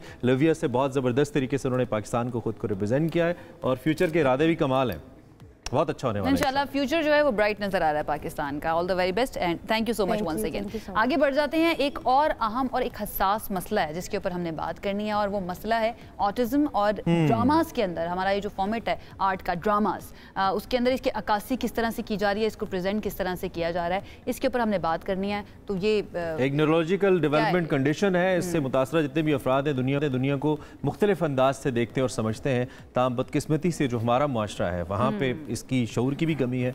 हम खुद समहाउ जो इसके बारे में इतनी बात करते हैं इसको इस तरीके से नहीं जान पाते, गलत अंदाज में पेश किया जाता है। हम ये जानना चाहते हैं कि क्या जो हमारी ड्रामा इंडस्ट्री है ये ऑटिज्म की हकीकत को समझ पाई है और जिस तरह के किरदार हमारे ड्रामास के अंदर दिखाए जाते हैं, जैसी किरदार निगारी या एक कैरेक्टर फॉर्मेशन की जाती है, क्या वो उसके प्रोटोकॉल्स के मुताबिक है, उसका हक अदा करती है या महज रेटिंग या सनसनीखेजी एक वजह है जिसमें ऐसा कैरेक्टर लेके आया जाता है? तो क्योंकि ऐसे कैरेक्टर रजिस्टर्ड जल्दी होते हैं और समटाइम्स और एक्टिंग की बात उसमें की जाती है। इसको ना एक्सप्लॉइट करने के लिए भी इस तरह की कोई अगर किसी के पास ये वाला इशू है, ये वाली बीमारी है, तो उसको इस्तेमाल किया जाता है एक्सप्लॉइट करने के लिए भी जज्बाती तौर पर। तो क्या ये तरीका सही है और इसका असर जो है उन लोगों के ऊपर क्या हो रहा है जो बेसिकली इस चीज़ से गुजरते हैं, जिनके घर के अंदर इस तरह के बच्चे मौजूद हों या उनके जानने वालों के अंदर इस तरह के इंसान मौजूद हैं जो इस इशू से गुजर रहे हैं? इस पर बात कर लेते हैं। हमारे साथ मौजूद हैं मारूफ ड्रामा क्रिटिक हैं महविश एजाज, उनसे बात करते हैं। Mahvish, thank you so much हमें ज्वाइन करने के लिए। आई होप आप साइकोलॉजिस्ट भी हैं। सबसे पहले ज़रा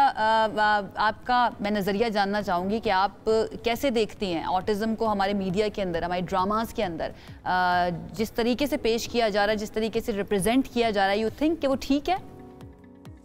अस्सलाम वालेकुम, बहुत शुक्रिया मुझे प्रोग्राम में लेने के लिए और बहुत अहम मौजू पे आपने बात की है। अप्रैल जो है वो ऑटिज्म अवेयरनेस मंथ भी होता है, तो इस हवाले से आपने ये बहुत अच्छा टॉपिक उठाया। I am an autism parent, but this is not what I want to talk about today. What I want to talk about today is जो ऑटिज्म की अंडरस्टैंडिंग है, जो कि आपने बिल्कुल ठीक बात शुरू की कि जिस तरह हम ऑटिज्म को देखते हैं, समझते हैं, वो कभी कभी इस बात की ये अनफॉर्चुनेटली अक्कासी करता है कि हमें उसका शऊर ही नहीं, हमें पता ही नहीं है कि ऑटिज्म क्या होता है। तो सबसे पहले जो साइकोलॉजिस्ट ऑटिज्म को कहते हैं वो एक स्पेक्ट्रम कहते हैं, और उर्दू में आप इसको समझ लीजिए कि एक शुआ के तौर पे होता है कि जैसे शुआ एक पॉइंट से लेके दूसरे पॉइंट तक जाती है, उसमें कौसा कज़ा की तरह कई तरह के रंग होते हैं, कई तरह के शेड्स होते हैं।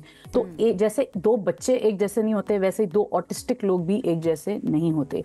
और इसको एक और अम्ब्रेला टर्म के अंदर डाला जाता है जिसको न्यूरो डाइवर्जेंस कहते हैं। अब जैसा बिल्कुल आपने ठीक कहा इंट्रोडक्शन में कि ऑटिज्म को कभी कभी एक्सप्लॉइटेटिव तरीके से भी दिखाया जाता है, लोगों को ये भी बताने की कोशिश करती है कि देखो ये कोई अजीब सा इंसान है।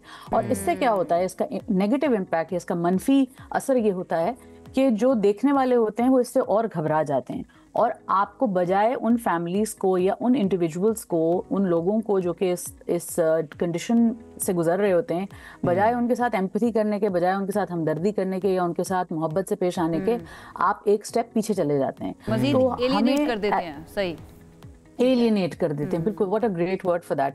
तो एलियनेशन के बजाय हमें एम्पैथी और इंक्लूसिविटी के ऊपर फोकस करना है। मैं मुत्तहदा अरब इमारात में रहती हूँ, और यहाँ पे इस मुल्क में बहुत ज़्यादा फोकस है इंक्लूजन के ऊपर, और एक बहुत अच्छा टर्म जो यहाँ पे यूज़ होता है वो हैंडीकैप यूज़ नहीं होता, यहाँ पे टर्म यूज़ होता है पर्सन ऑफ डिटर्मिनेशन। मतलब कोई भी डिसेबिलिटी है आपके पास, आप कुव्वते गोयाई से अगर आप महरूम हैं, या अगर आप सुन नहीं सकते हैं, चल नहीं सकते हैं, देख नहीं सकते हैं, या इस तरह का कोई आपका इंटेलेक्चुअल डिसेबिलिटी है या न्यूरोलॉजिकल डिसेबिलिटी है। हमें याद है हमने पहले भी इस तरह का एक सेशन किया था जिसपे हमने बात की थी कि ये जो ड्रामास के अंदर स्टोरीज को या सेंसिटिव इश्यूज को जिस तरह से प्रेजेंट किया जाता है, इट इज़ वेरी इंपॉर्टेंट कि बहुत जिम्मेदारी के साथ किया जाए। इस एक मसले को अगर हम देखें, आपको लग रहा है कि संजीदगी के साथ प्रेजेंट किया जा रहा है या एग्जीक्यूट किया जा रहा है, क्योंकि इसके इम्प्लीकेशंस जो हैं वो बहुत बड़ी हैं माशरे के अंदर, जिसकी आप खुद बात कर रही हैं।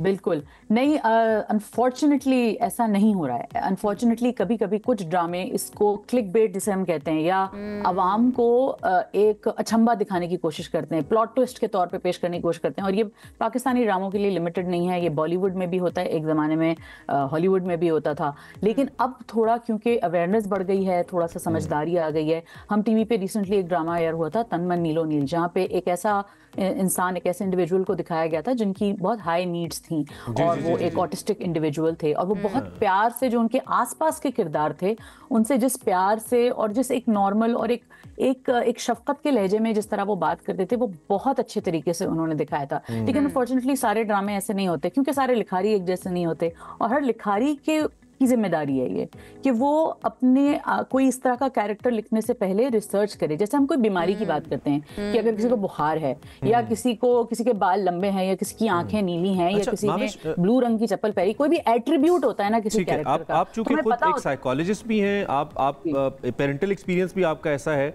तो महज रिसर्च इतना हेल्प कर सकती है कि आप इतना डीप डाउन जाके कैरेक्टर को न सिर्फ एनालाइज करें बल्कि उसको पेपर के ऊपर भी लेके आए, और फिर डायरेक्टर राइटर को पढ़ने के बाद एग्जीक्यूट कर सके, क्योंकि डायरेक्टर यूजुअली राइटर्स नहीं होते हैं। या फिर आपके ख्याल में एक practical experience like you have इस तरह का, या इन ऐसे टाइम स्पेंड करने से आप बेहतर लर्न करते हैं, वो प्रोसीजर्स क्या हो सकते हैं जिससे हम इसमें ज्यादा स्ट्रेंथन कर सकते हैं इस कैरेक्टर को? Please. For sure, time spending and getting to know autistic families. Priyanka Chopra ने जब बर्फी का कैरेक्टर, उन्होंने एक ऑटिस्टिक कैरेक्टर किया था, तो she spent time, उन्होंने ऑटिस्टिक इंडिविजुअल्स के साथ टाइम स्पेंड किया। How did you find that? और बहुत अच्छा सारे था?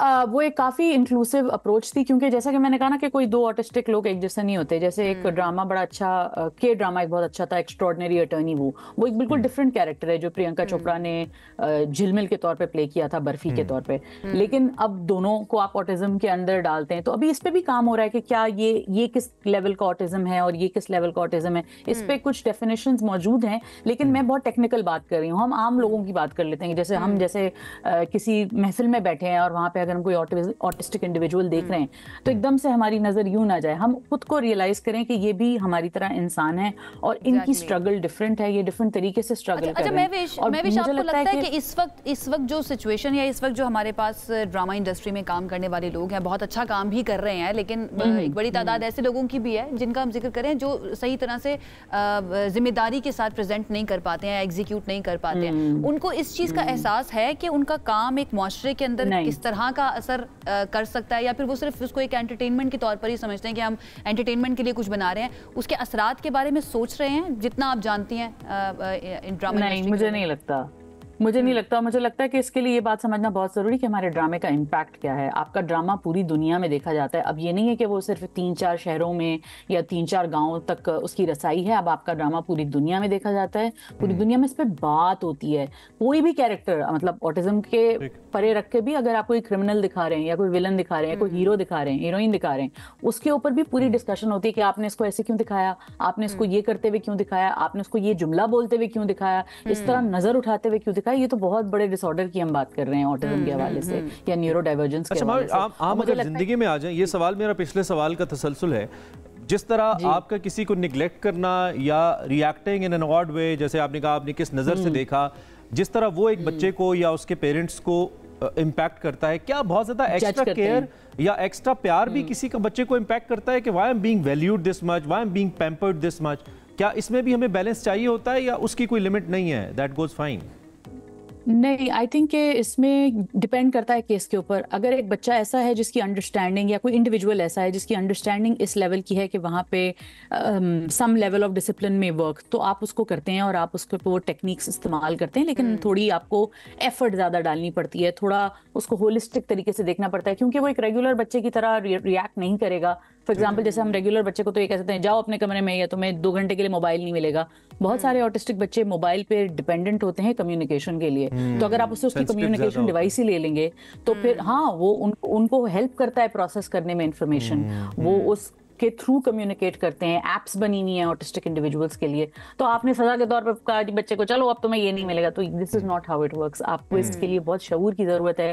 You need to work with experts. मौजूद है पाकिस्तान में, इतने अच्छे साइकोलॉजिस्ट मौजूद हैं। तो अब और मुझे और छोटी सी बात कहीं आपको ये भी फील होता है कि हमारे जो सिलेबसेस हैं उनके अंदर इन बच्चों के हवाले से या ऑटिज्म के हवाले से इन जनरल कुछ ऐसी जेनेरिक इन्फॉर्मेशन अगर शामिल कर दी जाए कि इन बच्चों के साथ ऐसे रहा जा सकता है या ये प्रॉब्लम इस तरह से है, तो वो भी लोगों को एक्नॉलेज करने में हेल्प करेगा कि वो कैसे बिहेव करें ऐसे। क्योंकि बहुत सारे लोग पढ़े लिखे तो खैर बहुत ही कम है हमारी सोसाइटी में, बहुत सारे लोग ऐसे भी हैं जो जनरलाइज कर नहीं पाते सिचुएशन को, चाह के भी वैसा कर नहीं पाते जैसा करना चाहिए। Your take? तालीम में और तरबियत में यही फ़र्क होता है कि तालीम हमें ABCD पढ़ना तो सिखा देती है, लेकिन तरबियत हमें ये सिखाती है कि कहाँ ये लफ्ज़ बोलना है और कहाँ ये लफ्ज़ नहीं बोलना है। तो तालीम तो आप हासिल कर सकते हैं, लेकिन तरबियत का इसमें फैक्टर आ जाता है कि हमें समझना होता है कि दूसरे इंसान के साथ हमदर्दी के साथ, प्यार के साथ कैसे पेश आना चाहिए, जिसकी एक्चुअल कमी है तालीम की। फिर भी बड़े मशरूम ग्रोथ्स हैं हमारे यहाँ, बड़े बड़े स्कूल बने हुए हैं, बड़े बड़े लोगों से, बड़े बड़े स्कूलों से बहुत बड़ी बड़ी डिग्रियां लेके लोग निकल रहे हैं, लेकिन उनके दिल में अभी भी एम्पैथी सिखाना, बहुत छोटे छोटे दिलों के लोग हैं। तालीम के साथ तरबियत, आपका ब्रॉटअप कैसा हुआ है, ये भी बहुत ज्यादा मैटर करता है, नो डाउट अबाउट इट। और Mawish, you being the drama critic, अभी तक आपने जितने भी ड्रामास देखे या जिनके ऊपर आपने राय अपनी दी, आपको लगता है क्या लगता है कि क्या कोई ऐसा किरदार सामने आया है जो बहुत ही खूबसूरती के साथ, एक का तो आपने जिक्र किया तन मन नीलो नील के अंदर किरदार को बड़े खूबसूरत अंदाज में पेश किया गया, इसके अलावा और कौन से किरदार आपको लगता है कि जिम्मेदारी के साथ पेश किए गए और जिनका असर जो है ना वो पॉजिटिव हुआ मुआशरे के अंदर? अभी तक ऐसा अनफॉर्चुनेटली, आई नो आप बहुत बड़ी बात है, लेकिन मुझे अभी तक ऐसा कोई कैरेक्टर दिखा नहीं है टेलीविजन के ऊपर न्यूरो डाइवर्जेंस के हवाले से पाकिस्तान में, जो कि आपको जो एक्नॉलेज करता हो, जिसमें लिखारी ने एक्नॉलेज किया हो कि ये एक न्यूरो डाइवर्जेंट / ऑटिस्टिक कैरेक्टर है, इसकी ये ऑटिस्टिक ट्रेट्स हैं, ये इस चीज़ से स्ट्रगल करता है, इसके इस तरह का पर्सनैलिटी इसकी है जिसकी वजह से इसके साथ ये जो भी XYZ उसकी प्लॉट में मुझे याद है अभी तक ऐसा कोई कैरेक्टर ने भी इस तरह का एक किरदार किया था भोला के नाम से, वो भी बहुत ज्यादा फेमस हुआ, रांझा कर दी में। जी, रांझा कर दी, बिल्कुल।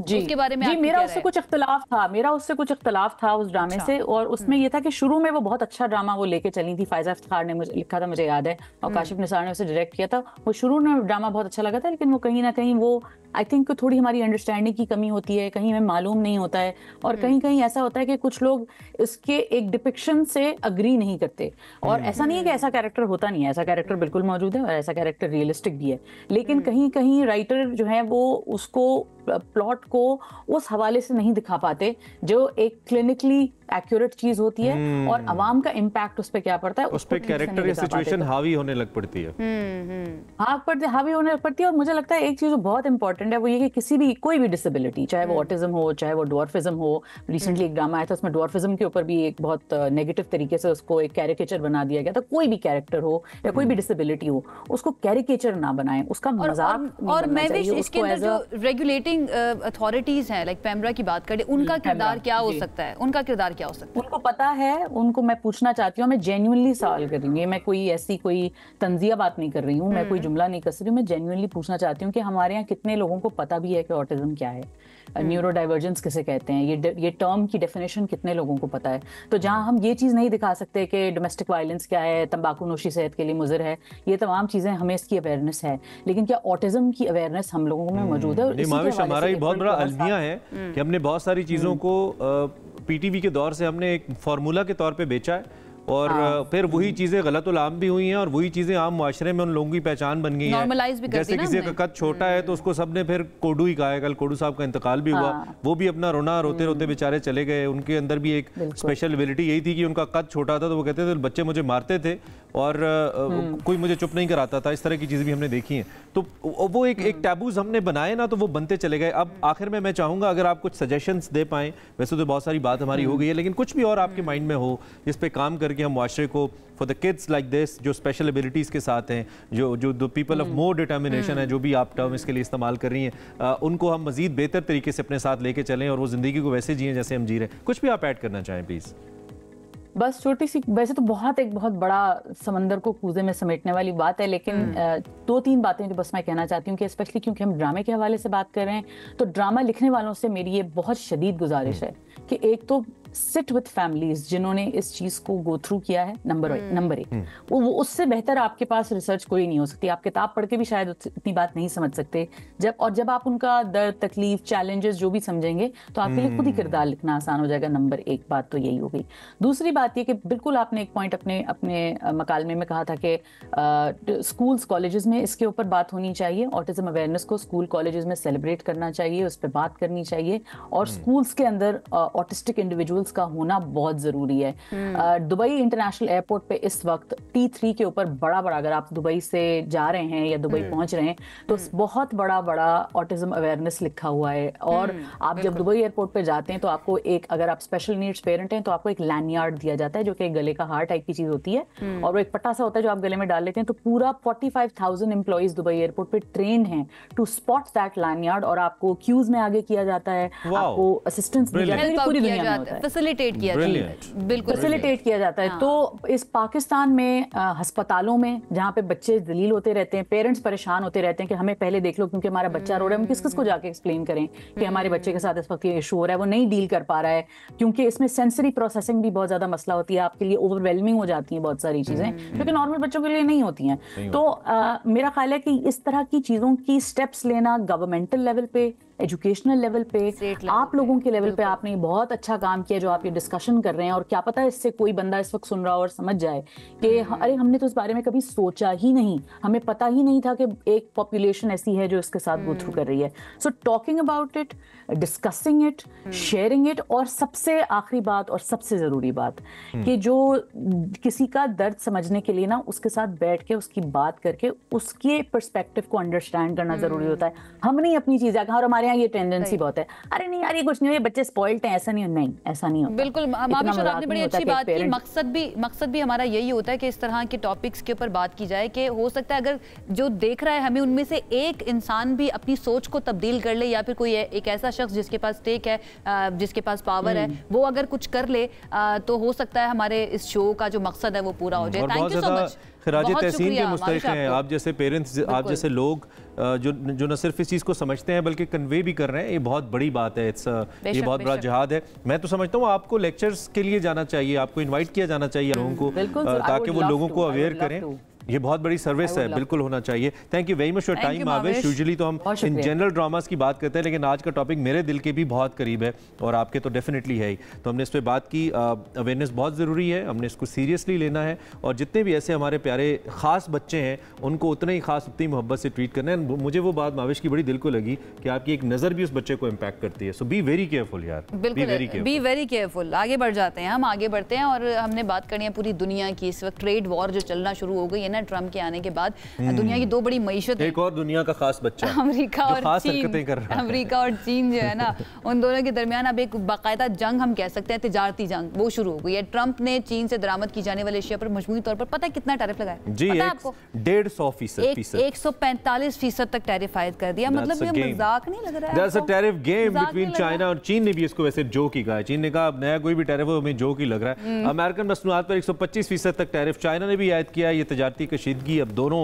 ममालिक के दरमियान बढ़ रही है विद द टाइम, लेकिन पूरी दुनिया में it is causing a huge और going to cause a huge recession already. And I personally believe, जो मेरा थोड़ा बहुत इल्म है, ये अमेरिकन सिटीजन्स को ज्यादा हर्ट करने वाली आने वाले वक्त के अंदर, क्योंकि it's not just about one country now, it's about the whole world कि अमेरिका ने अपने आप को आइसोलेट किया। और पहले भी हमने ग्रेट रिसेशन की बात करें, 30s की बात करें, पहले ये तजर्बे हो चुके हैं दुनिया के अंदर, तो उसके खास अच्छे रिजल्ट नहीं आए और अमेरिका खुद फेस कर चुका है। चाइना ने इसी तरह की बात की। चाइना कहता है कि अमेरिका का हक है कि वो जितना मर्जी टैरिफ लगाए, लेकिन उसको ये भी देखना होगा कि दुनिया जो है ना वो ग्लोबल विलेज है। आप अकेले होकर नहीं रह सकते, आइसोलेट होकर नहीं रह सकते हैं। चाहिए ना, अमेरिका इससे पहले ऐसे स्टार्टिंग विद जॉर्ज वाशिंगटन, जब बैक इन 200 साल पहले, उस वक्त भी दे स्टार्टेड विद 5% एंड फिर रेपिटेशंस होती रही। लेकिन अब ये सूरत हाल क्या 2025 के अंदर जब जंगों का दौर है, जब पोस्ट कोविड वर्ल्ड के अंदर हम जी रहे हैं, तो क्या दुनिया ये वॉर अफोर्ड कर सकती है? और इटसेल्फ अमेरिकन अफोर्ड कर सकते हैं, जहाँ पे ऑलरेडी जो अनएम्प्लॉयमेंट है वो 20% को टच करी है? It's a very high rated question. हमारे साथ ज़ीशान मर्चेंट साहब मौजूद हैं, मईशत को अच्छे से समझते हैं, टैक्सेशन, टैरिफ्स को समझते हैं। Tariff is basically a tax जो किसी भी मुल्क की इंपोर्ट के ऊपर मुल्क लगा के पैसे कमाते हैं। तो ज़ीशान साहब से हम ज़ीशान साहब हमारे साथ मौजूद हैं। Zeeshan, thank you so much हमें ज्वाइन करने के लिए। आई होप आप ठीक ठाक होंगे। सबसे पहले हम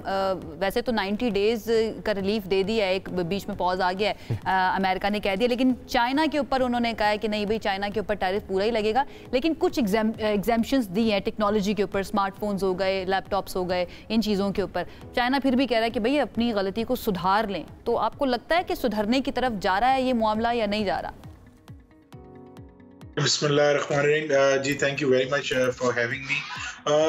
ये तो इस वक्त एक, जैसे आपने खुद कहा कि हम ग्लोबल विलेज में रह रहे हैं और अभी एक ग्लोबल हम उसकी तरफ जा रहे हैं जो जंग नजर आ रही है, क्योंकि एक तरफ एक भाई खड़ा हुआ है जो कह रहा है कि मैं ना मानूं और दूसरी तरफ कह रहा है कि तू ना माने तो फिर मैं भी ना मानूं।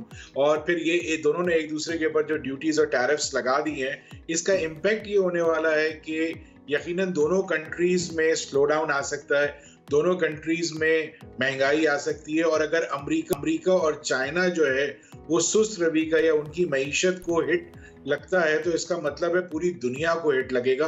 क्योंकि आप ये समझें कि चाइना इस वक्त जो है तकरीबन $550 बिलियन से ज्यादा की एक्सपोर्ट कर रहा है अमेरिका को सालाना तौर पे। तो इसका मकसद ये है कि अगर उधर जो है 150% या 145% ड्यूटीज लगेंगी तो यकीनन वहां पे महंगाई बढ़ेगी। तो ये पहले तो ये जो फार्मूला लगाया है ट्रंप ने, आपकी नॉलेज में होगा, आपने देखा होगा, वो ट्रेड डेफिसिट के फार्मूले को टैरिफ का फार्मूला समझ के उन्होंने वो 67% जो फिगर है, वो तो फिगर ही ठीक नहीं है टेक्निकली अगर हम देखें तो। ये उनको किसने बताया है? व्हाट काइंड ऑफ फाइनेंशियल क्या कहना चाहिए एक्सपर्ट्स ही हैज अराउंड जो ये बता रहे हैं? इलॉन मस्क ने तो नहीं बताया, हिज ओन विजडम जो उनको बताया गया, उन्होंने उसको बगैर किसी तहकीक के उसको आगे मान लिया है। और वो होता ही है ना कि जैसे मेरे ख्याल से हमारे यहाँ भी ऐसा होता है कि हम पहले चीजों को लगा देते हैं और फिर बाद में हमें एहसास होता है ओहो ये तो गलती हो गई, और फिर हम उससे स्टेप बैक करते हैं। तो मुझे भी ऐसा लग रहा है कि क्या अमेरिका में भी कहीं ऐसा तो नहीं होने जा रहा कि उन्होंने भी पहले एक चीज लगा दी और फिर उन्होंने ख्याल आया कि ओहो ये तो कुछ अच्छा ज़ीशान साहब, वैसे तो हम इसके ऊपर हंस भी रहे हैं, बात भी कर रहे हैं, क्योंकि समझ नहीं आ रही ना, ऐसा लग रहा है कि इर्रेशनल डिसीजन जो है वो किया गया है ट्रंप की जानिब से। लेकिन कितना खतरनाक हो सकता है ये पूरी दुनिया के लिए, सिर्फ अमेरिका या चाइना के लिए नहीं, पूरी दुनिया के लिए कितना खतरनाक हो सकता है इस वक्त जो एक ट्रेड वॉर चल रही है पूरी दुनिया में? देखिए, अगर आपने इसके नेक्स्ट 2 डेज में अगर फॉलो किया तो दुनिया की सारी मार्केट्स जो हैं वो बुरी तरीके से नीचे आई थी, चाहे वो गोल्ड हो, चाहे वो ऑयल हो, चाहे वो स्टॉक मार्केट्स हो, वो सारी की सारी अक्रॉस द वर्ल्ड जो है इसमें गिरावट आई थी। और जैसे ही ये 90 दिन का इसमें उन्होंने होल्ड किया तो उससे यकीनन थोड़ा सा लोगों को सुकून का सांस आया और फिर मार्केट की रिकवरी हुई। मैं ये समझता हूँ कि अगर जो है ये इस चीज को नहीं प्रॉपर्ली देखा गया तो मैं समझता हूँ कि आने वाले कुछ अरसे में एकदम से स्लो डाउन आएगा और दुनिया की इकोनॉमीज जो हैं वो बहुत स्लो होंगी। एक ख्याल सिर्फ ये भी किया जा रहा है कि ये शायद कहीं ये सारा स्टॉक्स का ही खेल था, बिकॉज जब मार्केट ने रिकवर किया तो उससे पहले ट्रंप हैज ट्वीटेड कि it's right time to buy, कुछ इस तरह का ट्वीट आया उनका, वन लाइनर कि आप खरीद लें आप स्टॉक्स। तो ये कहीं सिर्फ इसके लिए तो आपने नहीं किया कि मैं करूंगा, मार्केट क्रैश करेगी, you will buy and then it will rise up. किसी का नुकसान और किसी का फायदा, ये स्टॉक एक्सचेंज और ये दुनिया की मार्केट्स का उसूल है कि किसी का नुकसान होता है तो किसी का फायदा भी होता है उसमें। तो मेरे ख्याल से ये यकीनन होता है। आपसे अगर आज से कुछ साल पहले पाकिस्तान के फाइनेंस मिनिस्टर ने कहा था कि हमने डॉलर को जो है बिल्कुल रोक के रखा हुआ है और उसको फ्री फ्लोट होना चाहिए और गोल्ड को भी हमने रोक के रखा, तो ये इम्पैक्ट आता है, ये दुनिया में देखा गया है और ये होता है। लेकिन जैसे मैं भी आपसे कह रहा था कि इसका एक फ्लिप साइड भी हो सकता है, और इसका फ्लिप साइड ये है कि जो इकोनॉमीज लाइक पाकिस्तान, इनको बड़ा फायदा हो सकता है अगर वो अपने आप को प्रॉपर्ली प्लेस कर। मैं यही पाकिस्तान की स्टेटस के बारे में पूछना चाहिए थी कि वेयर डू वी स्टैंड। हमारे पर भी टैरिफ लगे हैं, मैं कहीं पर पढ़ रही थी $1.4 बिलियन का नुकसान हो सकता है, लेकिन इसके साथ साथ एक नए मौके भी, नए एवेन्यूज भी पाकिस्तान के लिए खुल सकते हैं। देखिए, मैं समझता हूँ पाकिस्तान अगर इसको प्रॉपर्ली अपने आप को प्लान कर ले तो इस वक्त बहुत बड़ी विंडो ऑफ अपॉर्चुनिटी है। क्योंकि चाइना को माल एक्सपोर्ट करना है, अमेरिका को माल खरीदना है। चाइना से पाकिस्तान बहुत दूर नहीं है। चाइना पाकिस्तान जो है उसके लिए टेक्नोलॉजी ट्रांसफर और उसके लिए एक बहुत बड़ा हब बन सकता है कि पाकिस्तान से चीजें बने और अमेरिका एक्सपोर्ट हो जाए, क्योंकि अमेरिका और पाकिस्तान में कोई इतना ज्यादा टैरिफ का इशू नहीं है। बट उससे पाकिस्तान को एक बहुत बड़ा फायदा हो सकता है, हमारे टेक्सटाइल सेक्टर को बहुत बड़ा फायदा हो सकता है, हमारे आईटी सेक्टर को बहुत बड़ा फायदा हो सकता है और हमारे एग्रीकल्चर सेक्टर को भी बहुत बड़ा फायदा हो सकता है। और ये सब जगह पे इसमें कुछ ऐसा भी हो सकता है कि जो चाइनीज वेंडर हैं वो पाकिस्तानी प्लेटफॉर्म या पाकिस्तानी मार्केट को इस्तेमाल करें। Government of Pakistan Chinese vendor को इस तरह के एक टेक ऑफ फैसिलिटी दे कि वो under Pakistani laws they can export to, they can manufacture in Pakistan and then can export to US under Pakistani tariff bracket। ऐसा भी हो सकता है?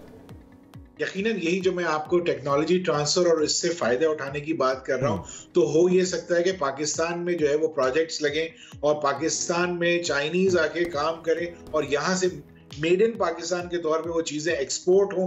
पाकिस्तान की एक्सपोर्ट बढ़ेगी, यूएस को बहुत ज्यादा महंगी नहीं मिलेंगी चीजें, चाइना अपना काम करेगा, पाकिस्तान अपना काम करेगा।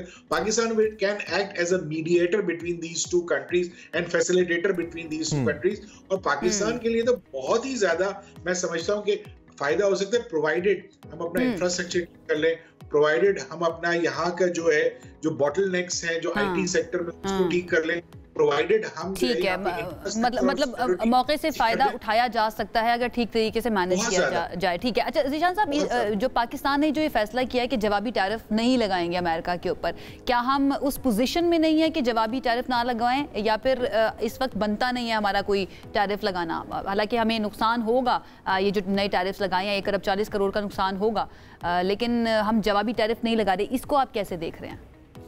देखिए, मैं इसको समझता हूं कि ये भी एक अच्छी मूव है कि इस वक्त ये कहा गया कि हम इस पे नहीं करेंगे, क्योंकि अब डोर्स फॉर जो है discussion and doors for negotiation जो है इस बात से ओपन हो सकते हैं। अब देयर इज अ स्पेस कि पाकिस्तान और यूएस जो है आपस में साथ बैठकर इस पे कुछ ना कुछ जो है डिस्कशन करके इसको मजीद रैशनलाइज किया जा सकता है।